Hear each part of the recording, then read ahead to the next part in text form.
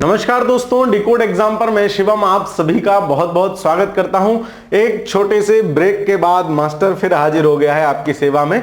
RO mains इत्यादि परीक्षाओं के चलते एक छोटा सा ब्रेक हो गया था, तो हमारा जो बैकलॉग करंट अफेयर्स है उसको मैं फटाफट से इसी वीक में पूरा हम अभी तक का अपडेट कर लेंगे। 2 क्लासेस जनवरी की हो चुकी हैं। अगर आपने नहीं देखी है तो जनवरी से ये करंट अफेयर्स देखना शुरू कीजिए, जिसको हमने नाम दिया है साप्ताहिक चालीसा। चालीसा क्यों? क्योंकि आपको चालीसा की तरह इसको बार बार रिपीट करना है। और साप्ताहिक चालीसा इसलिए क्योंकि 40 बड़ी घटनाएं सप्ताह भर की जो होती हैं, अधिकतम 40, उतना हम कवर करते हैं। ठीक है, तो 18 से 24 जनवरी तक का ये करंट अफेयर्स है। अगली क्लास इसी वीक में मैं आपको दे दूंगा जो पूरी जनवरी को कवर कर लेगी। फिर फरवरी का जो पहला हफ्ता हो चुका है उसको देख लेंगे। ठीक है, चलिए तो शुरुआत करते हैं सबसे पहले अपनी क्लास की। तो सबसे पहला जो इस क्लास का उद्देश्य है वो यही है कि आपको डेली करंट अफेयर्स ना पढ़ना पड़े, मतलब बोझिल हो जाता है बहुत, तो वो बोझिल ना आपको फील हो और आप शानदार तरीके से चीजों को करते चले, है ना, ये हमने ध्यान रखा है। तो शुरुआत करते हैं। आज की जो पहली घटना है हमारी वो है, इस क्लास की पहली घटना है हमारी वो है कि झारखंड ने लागू किया पैसा एक्ट 1996। 2 बातें आपको यहां से याद रखनी है। एक पैसा अधिनियम याद रखोगे, इसका ईयर आपसे परीक्षाओं में खूब पूछता है कब का है, तो 1996 है ना, 1996। हाल ही में झारखंड ने, इस क्लास का फॉर्मेट आपको पता ही है, पहले हम घटनाएं पढ़ते हैं फिर उन पर आधारित प्रश्नों को देखते हैं। हाल ही में झारखंड ने राज्य का दर्जा प्राप्त करने के 25 साल बाद, क्योंकि झारखंड और आपका छत्तीसगढ़ और उत्तराखंड ये 2000 में सन 2000 में अलग हुए हैं, अलग अलग स्टेट से। पैसा एक्ट को लागू किया है। झारखंड के 24 जिले टोटल हैं, इनमें से 13 जिलों में जो अनुसूचित क्षेत्रों के अंतर्गत आते हैं, नए पैसा नियम पूरी तरह से लागू होंगे। पैसा क्या है? पैसा ग्राम पंचायत में जो अधिसूचित ग्राम पंचायतें हैं उनमें पंचायती व्यवस्था का इंप्लीमेंटेशन कैसे होगा, उसके लिए एक अधिनियम है। पैसा एक्ट अनुसूचित क्षेत्रों में पंचायती राज व्यवस्था विस्तार अधिनियम, ये इसका पूरा नाम है। पंचायती राज व्यवस्था को आदिवासी क्षेत्रों तक विस्तारित करता है। ग्राम सभाओं को स्वशासन परंपराओं की रक्षा और लघु वन उपज जैसे संसाधनों पर प्रबंधन के लिए सशक्त बनाता है। बेसिकली पैसा एक्ट बताता है कि कैसे वो अपनी परंपराओं को संरक्षित करेंगे, कैसे चीजों पे उनका ही, आदिवासी लोगों का ही अधिकार होगा, वही लोग उसको फॉलो अप करेंगे। तो ये झारखंड के मुख्यमंत्री जी हैं हेमंत सोरेन। ठीक है, 1996 में अधिनियमित यह अधिनियम आदिवासी रीति रिवाजों को मान्यता देता है। भूमि और विकास पर नियंत्रण स्थानीय समुदायों को प्रदान करता है कि कैसे लोकल लेवल पर चीजें मैनेज होंगी। 1995 में भूरिया समिति की सिफारिश, ये भी परीक्षा में कई बार पूछा गया है ना, ये भी परीक्षा में कई बार पूछा गया है, भूरिया कमेटी। तो इस भूरिया समिति को भी आप लोग याद रखेंगे। भूरिया समिति से जीएस का जो प्रश्न बनता है वो यही है कि पैसा अधिनियम, एक तो पैसा अधिनियम की डेट आपसे पूछी जाती, मतलब ईयर पूछा जाता है, 1996 याद रखोगे। और पैसा अधिनियम किसकी सिफारिशों पर लागू किया गया था? भूरिया समिति। याद कैसे रखोगे भाई? पैसा अधिनियम आदिवासी क्षेत्रों में भी स्थानीय स्वशासन को कैसे मजबूती से इंप्लीमेंट किया जाए, इसकी भूरी सिफारिश करता है, दैट इज भूरिया समिति। इसको भी याद रखना। सवाल क्या बन सकता है इस पे? निम्नलिखित कथनों में से कौन सा सही है, हमसे पूछ रहा है। हाल ही में झारखंड ने राज्य का दर्जा प्राप्त करने के 25 साल बाद पैसा पंचायत अधिसूचित क्षेत्रों का विस्तार अधिनियम लागू किया। बिल्कुल ठीक है ना। 2 चीजें यहां से जरूर याद रखोगे जो पेपर में पूछी जा सकती है, 1965 और भूरिया समिति। पैसा एक्ट का उद्देश्य 5वीं अनुसूची में आदिवासी क्षेत्रों समुदायों के शासन पर अधिक नियंत्रण प्रदान करना और ग्राम सभाओं को सशक्त बनाना है। तो जब हम पॉलिटी पढ़ रहे हैं, इंडियन पॉलिटी पूर्वावलोकन वाली जो साथ साथ हमारी क्लासेस चल रही हैं, उसमें मैंने जहां आपको अनुसूचियां बताई हैं, मैंने आपको बताया 5वीं अनुसूची जो आदिवासी अधिसूचित क्षेत्र हैं उनके लिए है। तो दूसरा भी सही हमसे पूछा है, कौन सा सही है? तो ऑप्शन नंबर सी हमारा सही आंसर हो जाएगा। 1 और 2 दोनों। ये अंग्रेजी माध्यम वालों के लिए प्रश्न है। ठीक है, चलिए। आंध्र प्रदेश के होप आइलैंड पर सैटेलाइट लॉन्च फैसिलिटी, महत्वपूर्ण घटना है, पूछी जा सकती है ना, क्योंकि नई हम वो करवा रहे हैं सैटेलाइट लॉन्चिंग की फैसिलिटी। नई, तीसरा संभवतः ये सैटेलाइट लॉन्चिंग स्टेशन है। 2 भारत के पास पहले भी हैं। आंध्र प्रदेश के मुख्यमंत्री एन चंद्रबाबू नायडू ने 17 जनवरी 2026 को घोषणा की कि आंध्र प्रदेश सरकार अंतरिक्ष यान विकास परियोजना के तहत एक उपग्रह प्रक्षेपण सुविधा विकसित करने जा रही है। मुख्यमंत्री एन चंद्रबाबू नायडू ने होप द्वीप, तो आपसे ये द्वीप आइलैंड का नाम जरूर याद रखिएगा, होप आइलैंड पर उपग्रह प्रक्षेपण सुविधा विकसित करने की योजना की घोषणा की है।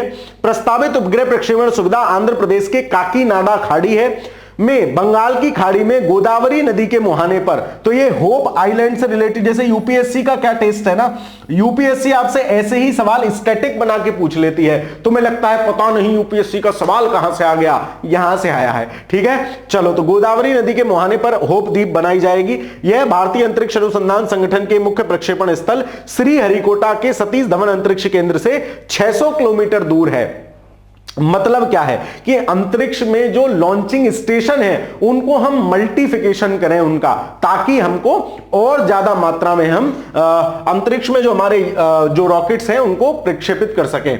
होप द्वीप कोरिंगा वन्यजीव अभ्यारण्य का हिस्सा है। तो कोरिंगा वन्यजीव अभ्यारण्य भी चर्चा में आपसे पूछा जा सकता है कहां है, तो आंध्र प्रदेश में है और होप आइलैंड पे है, जो भारत के सबसे बड़े मैंग्रोव पारिस्थितिकी तंत्रों में से एक है। तो यहां से कई कॉन्सेप्ट आपको रिवाइज करते आने चाहिए। सोर्स है खबर का द हिंदू में खबर छपी है, परीक्षा की दृष्टि से महत्वपूर्ण है। प्रश्न क्या बनेगा, हाल ही में आंध्र प्रदेश सरकार ने होप द्वीप पर उपग्रह प्रक्षेपण सुविधा विकसित करने की योजना की घोषणा की है। अब यहां हो सकता है आपको राज्य का नाम चेंज कर दे, मतलब शैतानी करे आपके साथ, तो ध्यान रखना आंध्र प्रदेश का है। होप द्वीप आंध्र प्रदेश के काकीनाडा खाड़ी में, बंगाल की खाड़ी में गोदावरी नदी के मुहाने पर स्थित है। ध्यान रखना, गोदावरी नदी, तो तुम कहोगे बड़ी गोदी है जी इसीलिए यहां पे प्रक्षेपण सेंटर बना रहे हैं हम, छोटी गोदी होती तो ना बना पाते, स्पेस ही ना होता मास्टर साहब। तो दूसरा भी बिल्कुल सही है। होप द्वीप कोरिंगा वन्यजीव अभ्यारण्य का हिस्सा है, जो भारत के सबसे बड़े मैंग्रोव पारिस्थितिकी तंत्रों में से एक है। तीसरा स्टेटमेंट भी सही है। हमसे पूछा है कौन से सही हैं, हम जाएंगे विकल्प नंबर डी के साथ। मास्टर साहब बड़ी तेज चलते हो, करंट अफेयर से 40 सवाल कराने हैं, है ना। मैं भी 3-3 घंटे की क्लास चला सकता हूं, मतलब मुझे तो लाभ ही है, लेकिन उससे कोई फायदा नहीं है। उतना पढ़ना है जितना परीक्षा के लिए आवश्यक है। ये अंग्रेजी माध्यम वालों विद्यार्थियों के लिए प्रश्न है, आंसर हो जाएगा ऑप्शन नंबर डी। अगली महत्वपूर्ण घटना आंध्र प्रदेश में ही है, और आंध्र प्रदेश में भारत की पहली ग्रीन अमोनिया परियोजना। तो आंध्र प्रदेश इस समय काफी, मतलब जैसे अभी हमने पीछे पढ़ा था कि जो आंध्र प्रदेश की राजधानी अमरावती, हमने पिछली कक्षा में पढ़ा था, वो नई क्वांटम सिटी बना रही है एक, है ना, प्रौद्योगिकीय क्षेत्र बना रही है। तो उस प्रकार की नई नई घोषणाएं एन चंद्रबाबू नायडू लगातार कर रहे हैं। हाल ही में आंध्र प्रदेश के काकीनाडा में भारत की पहली और विश्व की सबसे बड़ी हरित अमोनिया परियोजना की स्थापना की घोषणा की है। अब आप ग्रीन हाइड्रोजन पढ़ रहे होंगे, लेकिन ये क्या है, ग्रीन अमोनिया परियोजना, है ना। सबसे बड़ी हरित अमोनिया परियोजना की स्थापना की घोषणा की है ना। तो इसको ध्यान रखोगे कहां, आंध्र प्रदेश में। आंध्र प्रदेश सरकार ने विश्व की सबसे बड़ी हरित हाइड्रोजन और हरित अमोनिया उत्पादन परिसर की आधारशिला रखी है। दोनों है इसमें, हरित हाइड्रोजन और हरित अमोनिया। के बाद काकीनाडा भारत का हरित हाइड्रोजन घाटी घोषित कर दिया गया है। यह परियोजना काकीनाडा में स्थित Nagarjuna fertilizers chemical private limited की मौजूदा अमोनिया यूरिया कॉम्प्लेक्स को परिवर्तित करके की जा रही है। 15,600 करोड़ रुपए की लागत से ग्रीन हाइड्रोजन और ग्रीन अमोनिया उत्पादन परिसर स्थापित किया जा रहा है। इस परियोजना को ग्रीन ग्रुप को एएमएस कंपनी ग्रीन द्वारा विकसित किया जा रहा है। इतना डिटेल में नहीं पूछेगा, आपसे स्थान पूछेगा, उसको जरूर याद रखिएगा। इस परियोजना का लक्ष्य 2023 तक प्रति वर्ष 5 मिलियन टन हरित अमोनिया का उत्पादन करना है, जिससे भारत की वैश्विक स्वच्छ ईंधन निर्यातक हम बन सकें। देखो, ग्रीन कोई भी चीज के आगे लग जाए, इसका मतलब यह है कि वो इन्वायरमेंट को लगभग शून्य नुकसान पहुंचाते हुए प्रोड्यूस की जा रही है ना। ये अपने आप में एक महत्वपूर्ण बात है कि हम किसी भी चीज का प्रोडक्शन करें और प्रोडक्शन में इन्वायरमेंट को नुकसान ना हो, या हो तो उसकी उतनी भरपाई भी हम साथ साथ करें। ग्रीन टेक्नोलॉजी का यही मतलब है। तो इसका उद्देश्य क्या है, ये मेंस में कि भारत की निर्यात, तो भारत के निर्यात में आप दिखा सकते हो कि कैसे हम काम कर रहे हैं। द हिंदू की खबर है, आपकी परीक्षा के लिए महत्वपूर्ण है। सवाल, हाल ही में तमिलनाडु, देखो ऐसे ही स्टेट का नाम बदला जाएगा। हमसे पूछा है कौन सा सही नहीं है, तो ये तो गलत है ना, तमिलनाडु थोड़ी ना था, आंध्र प्रदेश है। याद रहेगी ना बात, जी सर, गलत हो जाएगा। इस परियोजना का लक्ष्य 2030 तक प्रतिवर्ष 5 मिलियन टन हरित अमोनिया का उत्पादन करना है, बिल्कुल सही है। हमसे पूछा है कौन सा सही नहीं है, हम जाएंगे विकल्प नंबर 1 के साथ। ऑप्शन नंबर ए जो है इसमें वो सही नहीं है। अगली घटना पे चलते हैं। विदर्भ विजय हजारे ट्रॉफी का विजेता, लिख के ले लो मास्टर से, किसी ना किसी परीक्षा के आगामी 4-5 महीने में जो भी परीक्षाएं होंगी, ये सवाल छपेगा। मतलब 5 स्टार सवाल है। 5 स्टार सवाल का मतलब है पूछा ही जाएगा, ठीक है। मास्टर जहां स्टार देता है उनको ध्यान रखा करो, 5 स्टार सवाल है मतलब पूछा ही जाएगा। विदर्भ ने सौराष्ट्र को मात देकर पहली बार विजय हजारे ट्रॉफी अपने नाम की। तो कैसे याद रखोगे? तो बा से विदर्भ और बा से विजय हजारे, दोनों बात याद रखना। विदर्भ किसने, विजय हजारे ट्रॉफी किसने जीती? विदर्भ ने जीती। 18 जनवरी को विदर्भ ने बेंगलुरु के BCCI centre of excellence ground में सौराष्ट्र को 38 रनों से हराकर और पहली बार जीती है विदर्भ ने विजय हजारे। अब तक सौराष्ट्र वगैरह ही जीते थे, तो याद रखना पहली बार विजय हजारे ट्रॉफी का खिताब अपने नाम किया। विजय हजारे ट्रॉफी 2025-26 का 33वां संस्करण इतने से इतने जनवरी तक आयोजित किया गया। इस टूर्नामेंट में 32 टीमें हैं, 4 समूह में विभाजित किया और मैच में 5 शहरों और 18 स्थानों पर मैच खेले गए। विजय हजारे ट्रॉफी ये भारत में खेला जाने वाला एक क्रिकेट टूर्नामेंट है जिसका आयोजन बीसीसीआई जो है किया जाता है। खबर छपी थी जनसत्ता में और आपकी परीक्षा के लिए महत्वपूर्ण है। जनसत्ता से हमने लिया है इसलिए हमने जनसत्ता, बाकी ये खबर तो ऐसी है कि लगभग सभी प्रमुख न्यूज़पेपर्स में छपी होगी। सवाल क्या बनेगा? हाल ही में विदर्भ ने पहली बार विजय हजारे ट्रॉफी, तो जैसे ही विजय हजारे देखो बी पकड़ना, विदर्भ बिल्कुल ठीक है। हमसे पूछा है कौन सा सही नहीं है। विदर्भ ने बेंगलुरु को हराया क्या? नहीं, सौराष्ट्र को हराया है। सौराष्ट्र को हराया है, यह गलत हो जाएगा, दूसरा स्टेटमेंट गलत है। हमसे पूछा है कौन सा सही नहीं। प्राय ट्रॉफियों के स्थान, क्योंकि ये कई जगह हुई है तो स्थान कोई विशेष नहीं है, उनके विजेता उपविजेता और वो ट्रॉफी किससे संबंधित है, इतना ही हमें याद करना होता है। पूरी कथा पढ़ने का कोई मतलब नहीं है, तो हमें सिर्फ इतना ही ध्यान रखना है, इतना ही याद करना है। ऑप्शन नंबर बी क्या होगा? गलत हो जाएगा। अगली महत्वपूर्ण घटना, C DOT cell broadcast solution के लिए स्कॉच पुरस्कार। तो स्कॉच पुरस्कार हर साल मिलता है, पुरस्कारों की श्रेणी में महत्वपूर्ण पुरस्कार है, परीक्षाओं में आपसे पूछा जाता है। क्या है? C DOT wins the Skoch award 2025, है ना, ये आप देख रहे हो ऊपर आकाशवाणी का लोगो है लगा हुआ, तो सी डॉट को याद रखोगे स्कॉच, ठीक है। चलो इसको याद करते हैं, क्या है? सी डॉट को उसकी स्वदेशी सेल ब्रॉडकास्ट सॉल्यूशन के लिए स्कॉच पुरस्कार 2025 मिला। किसके लिए? सेल ब्रॉडकास्ट सॉल्यूशन के लिए। किसको? C DOT. तो सी डॉट, अब डॉट से कोई चीज, सी मतलब घिस रहे हो तो क्या होगा? स्क्रैच पड़ जाएंगे। डॉट से कोई चीज घिसोगे तो स्क्रैच पड़ जाएंगे। मास्टर बोर्ड घिसने लगे तो स्क्रैच पड़ जाएंगे। तो स्क्रैच मतलब स्कॉच और डॉट को सी डॉट याद रखना, बस काम खत्म। जो सार्वजनिक सुरक्षा, आपदा संचार और डिजिटल शासन में उसके योगदान को मान्यता देता है, मतलब डिजिटल ई गवर्नेंस में इसकी कैसे सी डॉट ने हेल्प की है। यह पुरस्कार 19 जनवरी 2026 को नई दिल्ली में आयोजित 104वें स्कॉच शिखर सम्मेलन के दौरान प्रदान किया गया। अब आपको इस पूरी घटना में से केवल नाम याद रखना है। मास्टर, भाई मैं तो पढ़ा रहा हूं तो मुझे तो पूरा कंटेंट देना पड़ेगा, लेकिन आपको अगर आप शॉर्ट नोट्स बनाते हो, शॉर्ट नोट्स बनाया करो, शॉर्ट नोट्स से बहुत लाभ होता है। आप इस पूरी घटना को 2 लाइन में समेट सकते हो, है ना। आप में से यदि कोई विद्यार्थी चाहे, कक्षा के लास्ट में मेरा टेलीग्राम आईडी और इंस्टा आईडी दिया रहता है, तो आप वहां पे शॉर्ट नोट्स बना के भेज सकते हैं और मैं आपको साभार करते हुए वो ग्रुप में शेयर कर दूंगा, ताकि और लोगों का भी भला हो, जो ना बना रहे हैं, लेकिन अपना बनाने से ही भला होगा। इसलिए शॉर्ट नोट्स बनाओ। जितना मैं कह रहा हूं कि इतना लिख लो, ये महत्वपूर्ण है। अब जैसे विदर्भ, अभी हम पढ़ के आए, तो आपको लिखना है विजय हजारे ट्रॉफी विदर्भ, विदर्भ के आगे लिख दो डब्ल्यू मतलब जीता, और उप विजेता लाभ मार के लिख दो सौराष्ट्र। काम खत्म, इतना ही याद करना है, बस ऐसे ही है। तो सी डॉट स्कॉच पुरस्कार, ज्यादा लिखना चाहो तो सेल ब्रॉडकास्ट सॉल्यूशन के लिए, इतना ही याद करना है। स्कॉच अवार्ड भारत में शासन प्रौद्योगिकी आधारित विकास सार्वजनिक सेवा के वितरण में सम्मानित किया जाता है। तो स्कॉच पुरस्कार किस लिए दिया जाता है? जो गवर्नेंस और टेक्नोलॉजी आधारित गवर्नेंस को प्रमोट करता है, उसके लिए। सी डॉट का सेल ब्रॉडकास्ट सॉल्यूशन, ये क्या है? यह एक स्वदेशी आपदा और आपातकालीन चेतावनी मंच है। सेल ब्रॉडकास्ट सॉल्यूशन मतलब कोई आपदा आ जाए, कुछ आ जाए तो उसके लिए चेतावनी देगा। तो अगर बढ़िया सवाल बनाएगा तो इन 2 स्टेटमेंट से वही सवाल बन सकता है। इसे प्रभावित क्षेत्रों में नागरिकों को सेलुलर नेटवर्क के माध्यम से लगभग वास्तविक समय में जीवन रक्षक जानकारी प्रसारित करने में सक्षम बनाने के लिए डिजाइन किया गया है। खबर आई थी न्यूज ऑन AIR पे और हमने आपकी परीक्षा के लिए छांट ली। सवाल, इतना ही सवाल बनेगा, देख लो। हाल ही में किसे सेल ब्रॉडकास्ट सॉल्यूशन के लिए 104वें शिखर सम्मेलन में स्कॉच पुरस्कार से सम्मानित किया गया? तो हमको पता है। आप देखो कितना शैतान ऑप्शन बनाया है, सी डेक भी बना दिया उसने, लेकिन तुम्हें तो याद रहेगा मास्टर ने डॉट से स्क्रैच किए थे घिस घिस के, तो सी डॉट आपका आंसर सही हो जाएगा। अगली घटना पे चलते हैं। दूसरा वैश्विक बौद्ध शिखर सम्मेलन, ये भी 4 स्टार मान के चलिए आप इस सवाल को भी, यहां से भी क्वेश्चन बनने की संभावना पूरी है। Second global Buddhist summit 2026 schedule for January 24 in new Delhi, तो आपसे पूछेगा कहां हुई, तो आपको ये घटना, ये स्थान जरूर याद होना चाहिए।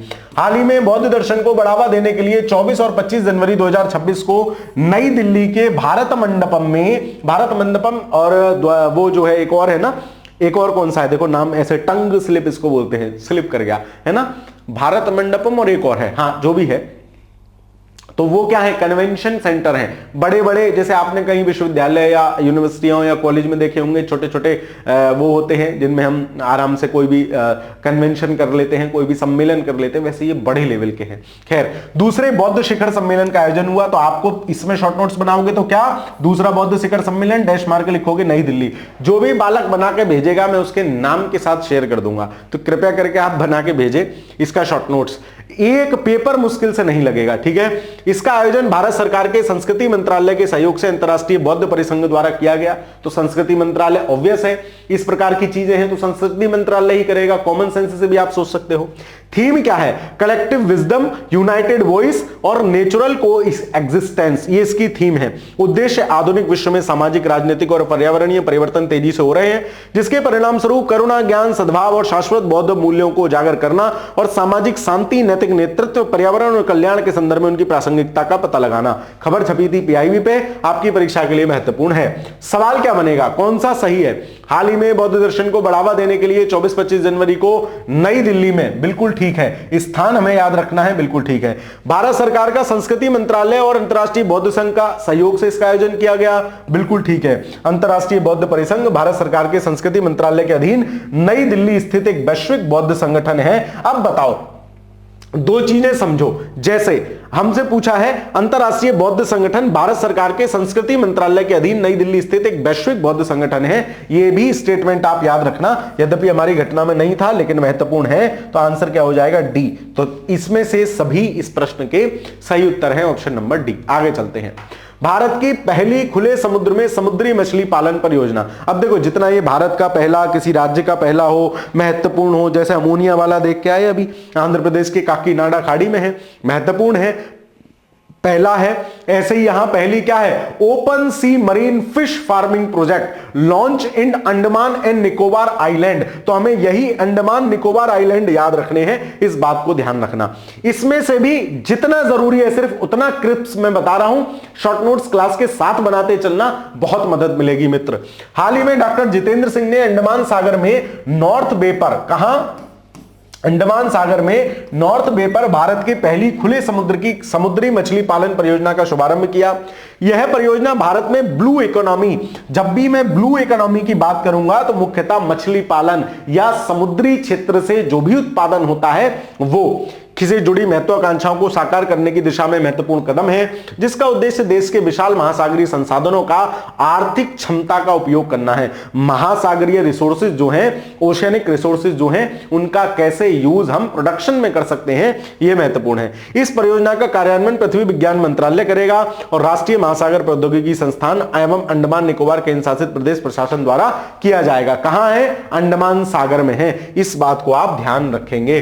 अंडमान और निकोबार द्वीप एक रणनीतिक समुद्री स्थान पर स्थित है और समुद्री जैव विविधता से भरपूर है, जो उसे भारत की उभरती हुई ब्लू इकोनॉमी में महत्वपूर्ण स्थान देता है। खबर छपी है पीआईबी पे, आपकी परीक्षा के लिए महत्वपूर्ण है। सवाल क्या बनेगा, हाल ही में डॉक्टर जितेंद्र सिंह ने अंडमान सागर में नॉर्थ बे पर भारत की पहली खुली समुद्री मछली पालन परियोजना का शुरुआत किया, बिल्कुल सही स्टेटमेंट है, इसे आप ध्यान रखोगे। इस परियोजना का कार्यान्वयन पृथ्वी विज्ञान मंत्रालय, राष्ट्रीय महासागर प्रौद्योगिकी संस्थान और अंडमान और निकोबार केंद्र शासित प्रशासन द्वारा किया जाएगा। यह भी बिल्कुल ठीक है, दोनों बिल्कुल सही। हमसे पूछा है क्या सही नहीं है, हम जाएंगे ऑप्शन नंबर डी के साथ, ना तो एक ना दो, मतलब दोनों सही हैं। ठीक है, अगली घटना पे चलते हैं। एशिया मैन्युफैक्चरिंग इंडेक्स AMI, तो इसमें क्या है, ऐसी जितनी भी इंडेक्स आए उनमें दो चीज आपको याद रखनी है, कौन उस इंडेक्स को जारी कर रहा है, एक, दूसरा उस इंडेक्स में भारत की रैंकिंग कितनी है, दो। इंडेक्स में दो बातें। अब देखो, एशिया मैन्युफैक्चरिंग इंडेक्स है, India at number 6 in Asia's manufacturing race, time to shift gears. ठीक है, जनवरी 2026 में हांगकांग स्थित सलाहकार firm Dezan Shira and associate द्वारा एशिया मैन्युफैक्चरिंग इंडेक्स जारी की गई है। तीसरे संस्करण में भारत ने 11 एशियाई देशों में छठा स्थान प्राप्त किया है। यह आपके लिए याद रखना महत्वपूर्ण है। चीन पहले स्थान पर है, यह भी ध्यान रख सकते हो। उसके बाद मलेशिया और वियतनाम तीसरे स्थान पर हैं। यह रैंकिंग दर्शाती है कि भारत विनिर्माण क्षेत्र में प्रगति कर रहा है, लेकिन प्रतिस्पर्धात्मकता में कमियों को भी उजागर करता है। यह रैंकिंग प्रमुख संरचनात्मक और नीतिगत संकेतकों के आधार पर प्रमुख एशियाई विनिर्माण अर्थव्यवस्थाओं से तुलना करती है कि हम उनकी तुलना में कितना प्रोडक्शन कर पा रहे हैं, उनकी तुलना में कितना मैन्युफैक्चर कर पा रहे हैं। तो ध्यान रखेंगे एशिया मैन्युफैक्चरिंग में ऑब्वियस है कि चाइना नंबर 1 ही होगा, है ना। उसके बाद मलेशिया, वियतनाम है। भारत की रैंकिंग 6 है, तो सवाल यहीं से बनेगा। एशिया मैन्युफैक्चरिंग इंडेक्स 2026 में भारत ने 11 एशियाई देशों में पहला स्थान प्राप्त किया है। स्टेटमेंट हो जाएगा गलत। एशियाई मैन्युफैक्चरिंग इंडेक्स संयुक्त राष्ट्र औद्योगिक विकास संगठन द्वारा जारी किया जाता है। गलत। क्यों? किसके द्वारा जारी किया जाता है? हांगकांग स्थित firm Dezan Shira and associate द्वारा जारी किया जाता है। तो इसमें से दोनों स्टेटमेंट गलत है। हमसे पूछा है कौन सा सही है, हम जाएंगे ऑप्शन नंबर डी के साथ। ना तो एक सही है ना 2 सही है। ठीक है, आगे चलते हैं। कांजीरंगा एलिवेटेड कॉरिडोर योजना, ये क्या है? इसको देखिए तो कांजीरंगा है ना, आपको पता है कांजीरंगा कहां है, किसके लिए फेमस है? ये स्टैटिक जीके है। नहीं पता हो तो वीडियो को रोकिए, गूगल पे सर्च करके आइए। रील देखने मत चले जाना, वापस आना, क्लास कंटिन्यू करना, लेकिन देखो कि कांजीरंगा कहां है और किसके लिए फेमस है। ठीक है, खैर 18 जनवरी को प्रधानमंत्री ने, लो यहां तो आंसर ही मिल गया, नरेंद्र मोदी ने असम में, अब जो बेचारे देख के आए होंगे उनको लग रहा होगा मास्टर ने मेरा 2 मिनट खराब करा दिया देखने में, जिंदगी भर के लिए याद रहेगा अब तुम्हें असम कांजीरंगा। ठीक है, इतने करोड़ रुपए की लागत वाली कांजीरंगा एलिवेटेड कॉरिडोर परियोजना का शुभारंभ किया। इस अवसंरचना का उद्देश्य राष्ट्रीय उद्यान में पशुओं और वाहनों के बीच होने वाली टक्करों की समस्या का समाधान करना है। एलिवेटेड कॉरिडोर है मतलब या तो कुछ ऐसा बनाया होगा जिसमें से वाहन ऊपर से चले जाएं और पशु पक्षी जो भी हैं वहां, क्योंकि नेशनल राष्ट्रीय उद्यान है तो वहां इस प्रकार के टकराव होते ही होंगे, तो या फिर ऐसा होगा कि पशु पक्षियों के लिए हमने अलग से रास्ता बना दिया होगा।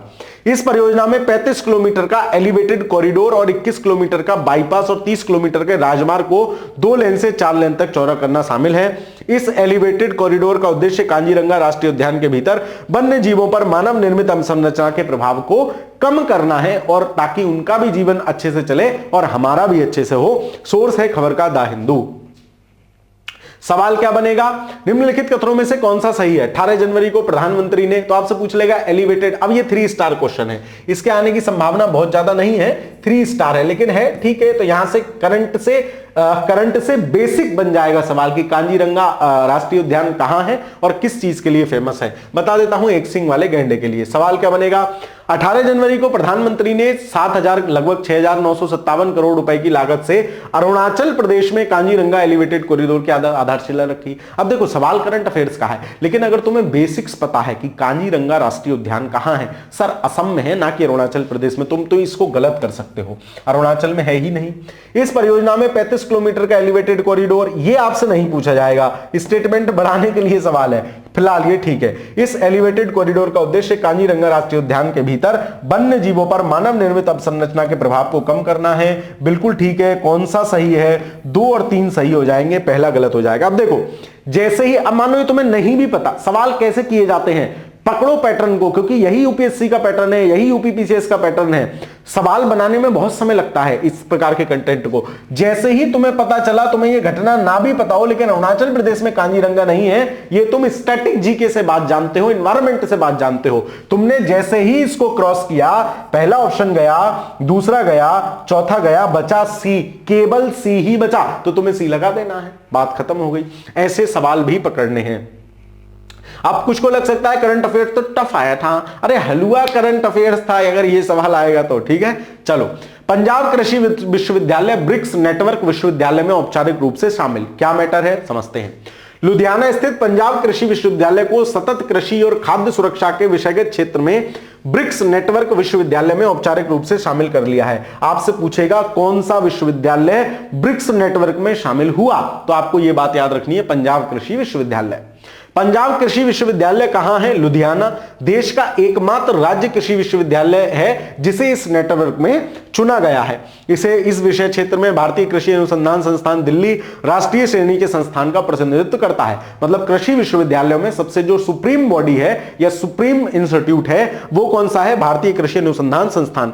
ब्रिक्स एक राजनयिक गुट है, आप सभी को पता है, जिसमें नाम से बी से ब्राजील, आर से रशिया, आई से क्या है? इंडिया, फिर सी से भारत और सी से चाइना और एस से साउथ अफ्रीका, इसके 5 मूल सदस्य हैं। और अब नए नए और भी इसमें आ गए हैं, काफी लोग और जुड़ गए हैं। इंडियन एक्सप्रेस में खबर छपी थी और आपके पेपर के लिए महत्वपूर्ण है, आपको यह याद रखना है किसको शामिल किया गया है, यह जरूर याद रखना। तो किसको शामिल किया गया है? पंजाब कृषि विश्वविद्यालय को, है ना, पंजाब कृषि विश्वविद्यालय, बी, ऑप्शन नंबर बी इस प्रश्न का सही उत्तर हो जाएगा, है ना। ये छोटी सी सूचना आपके लिए, यदि आप इलाहाबाद हाईकोर्ट आरओ परीक्षा की तैयारी कर रहे हैं और आप चाहते हैं शानदार तरीके से सिस्टमेटिक फॉर्म में आपकी चीजें जाएं, शानदार तरीके से आप वीडियो लेक्चर को देखें, है ना, उनके पीडीएफ नोट्स आपको मिले, उनसे संबंधित टेस्ट सीरीज आपको मिले, परीक्षा से संबंधित फुल लेंथ टेस्ट आपको मिले, तो आप डिकोड एग्जाम के इस बैच के साथ जा सकते हैं। बहुत शानदार तरीके से हमने कंटेंट डिजाइन किया है और स्पेशली इलाहाबाद हाईकोर्ट आरओ परीक्षा के लिए ही ओरिएंटेड है, सेंट्रिक है। आप चाहें तो इस नंबर पर बात कर सकते हैं, इनको व्हाट्सएप कर सकते हैं, इलाहाबाद हाईकोर्ट ये लिखकर AHCRO, इससे संबंधित डिटेल्ड जानकारी जो भी आपको होगी वो प्रदान हो जाएगी। हालांकि ये बैच 5 जनवरी से टेलीग्राम और पर टेस्ट शुरू हो चुके हैं, लेकिन क्योंकि रिकॉर्डेड फॉर्मेट में बैच है, उसकी सबसे अच्छी बात ये होती है कि आप अपने अकॉर्डिंग शेड्यूल मैनेज करके भी उसको पढ़ सकते हैं। चलिए आगे चलते हैं। महत्वपूर्ण खनिजों के लिए भारत की पहली टेलिंग्स नीति, ठीक है, टेलिंग्स नीति है पहली, क्या है? 19 जनवरी को भारत सरकार ने देश की पहली टेलिंग्स नीति की घोषणा की, जिसमें महत्वपूर्ण और रणनीतिक खनिजों की खोज और पुनर्प्राप्ति के दिशा निर्देश जारी किए गए हैं। देखो अभी ये सवाल यूपीएससी तो पूछ सकती है, लेकिन पीसीएस में इस प्रकार के सवाल नहीं बनेंगे, है ना। क्या है इसके अंतर्गत? जो भी रेयर अर्थ मटेरियल हैं, जो भी महत्वपूर्ण खनिज हैं, उनका उत्खनन कैसे करें, उनकी पुनर्प्राप्ति कैसे करें, इस सब के लिए इसका उद्देश्य खनन अवशिष्ट जैसे टेलिंग्स, माइन डंप, स्लैंग और ओवरबर्डन जैसे महत्वपूर्ण रणनीतिक खनिजों को पुनर्प्राप्ति को सक्षम बनाना है। टेलिंग्स वे अवशिष्ट होते हैं। अब देखो ये शब्द महत्वपूर्ण हो जाता है, टेलिंग्स। तो टेलिंग्स तुम्हें नाम में भी समझ में आ रहा होगा, टेल मतलब पूंछ को कहते हैं, तो ऐसे बच्चे कुछ ऐसे आइटम होंगे। टेलिंग्स वे अवशिष्ट अपशिष्ट होते हैं जो अयस्क से मूल्यवान खनिज निकालने के बाद बच जाते हैं। मतलब तुम लाए आम और आम की गुठलियां और आम के छिक्कल क्या है? टेलिंग्स है ना। जैसे तुमने कोई मिट्टी का डेला उठाया, उसमें से महत्वपूर्ण अयस्क निकाला, बाकी डेला छूट गया, वो टेलिंग्स है। यह नीति मौजूदा खदानों के कचरे, स्लैग, फ्लाई ऐश और टेलिंग तालाबों के सहयोगी खनिजों के निष्कर्षण पर ध्यान केंद्रित करती है। बेसिकली इसमें जो ये कूड़ा करकट इससे पैदा हो रहा है उसको समाप्त करना है। भारतीय भूवैज्ञानिक सर्वेक्षण, भारतीय खान ब्यूरो और परमाणु खनिज निदेशालय जैसी एजेंसियां द्वितीयक खनिजों की पहचान, नमूनाकरण और आर्थिक मूल्यांकन का उनका नेतृत्व करेंगी। मतलब कूड़े से भी आइटम प्राप्त करेंगे। कौन सा कथन सही नहीं है, सवाल बनेगा आपके लिए।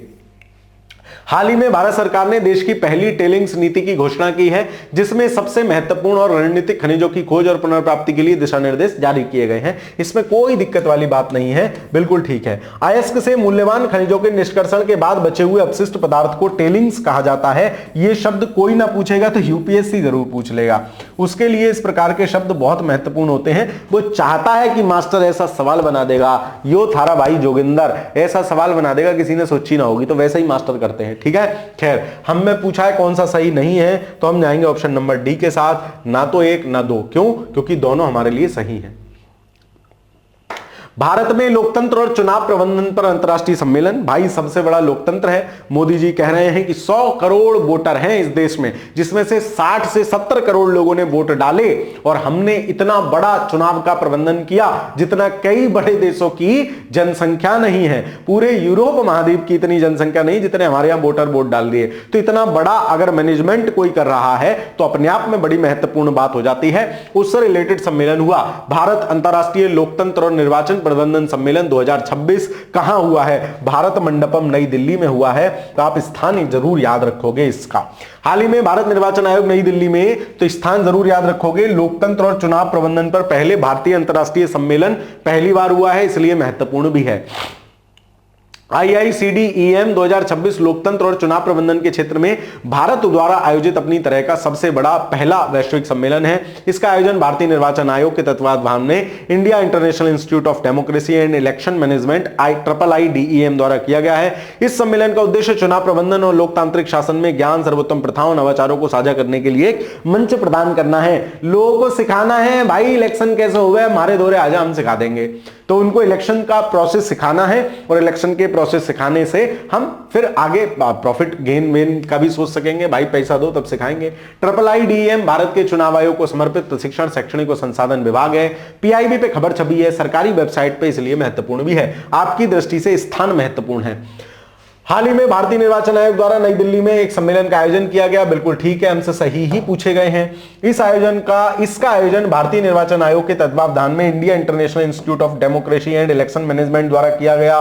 बिल्कुल ठीक है। IIIDEM भारत के चुनाव आयोग को समर्पित एक शैक्षणिक संसाधन है। बिल्कुल ठीक है, सभी इसमें सही हैं। ऑप्शन नंबर डी इस प्रश्न का सही उत्तर हो जाएगा जो आपसे पूछा गया है। ठीक है, तो इसको आप याद रखोगे, इस सम्मेलन का स्थान जरूर याद रखोगे क्योंकि वो ज्यादा महत्वपूर्ण है। ठीक, अगली घटना पे चलते हैं।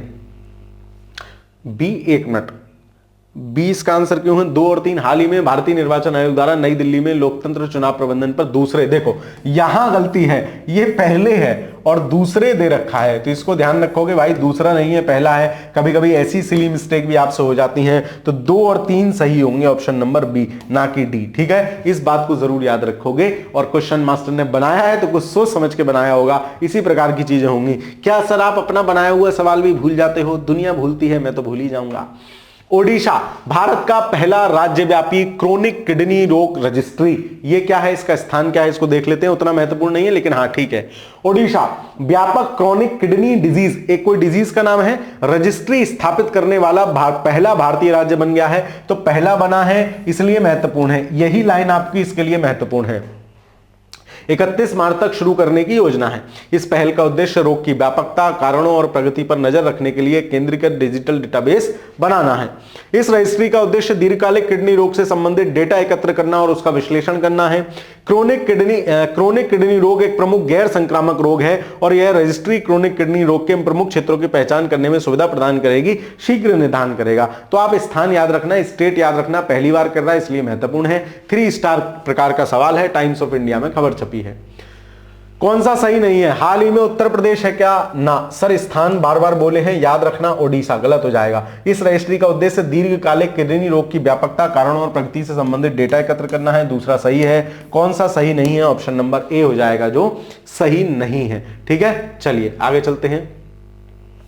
डॉल्फिन का दूसरा राष्ट्रव्यापी सर्वेक्षण, तो डॉल्फिन मछलियों का दूसरा नेशनल सर्वेक्षण हो रहा है। एक पिछली बार हुआ है, मतलब 2 साल पहले संभवतः, अगर मैं गलत नहीं हूं तो 23 में हुआ था, है ना। अब फिर से हो रहा है। तो भारत सरकार ने प्रोजेक्ट डॉल्फिन, अब ध्यान रखना, प्रोजेक्ट हाथी, प्रोजेक्ट चीता, ये खूब पूछ लिया है, लेकिन करंट से मारेगा बैक आपके स्टैटिक को और पूछेगा प्रोजेक्ट डॉल्फिन का सन, तो इसको भूलना मत मेरे दोस्त। 2020 याद रखना।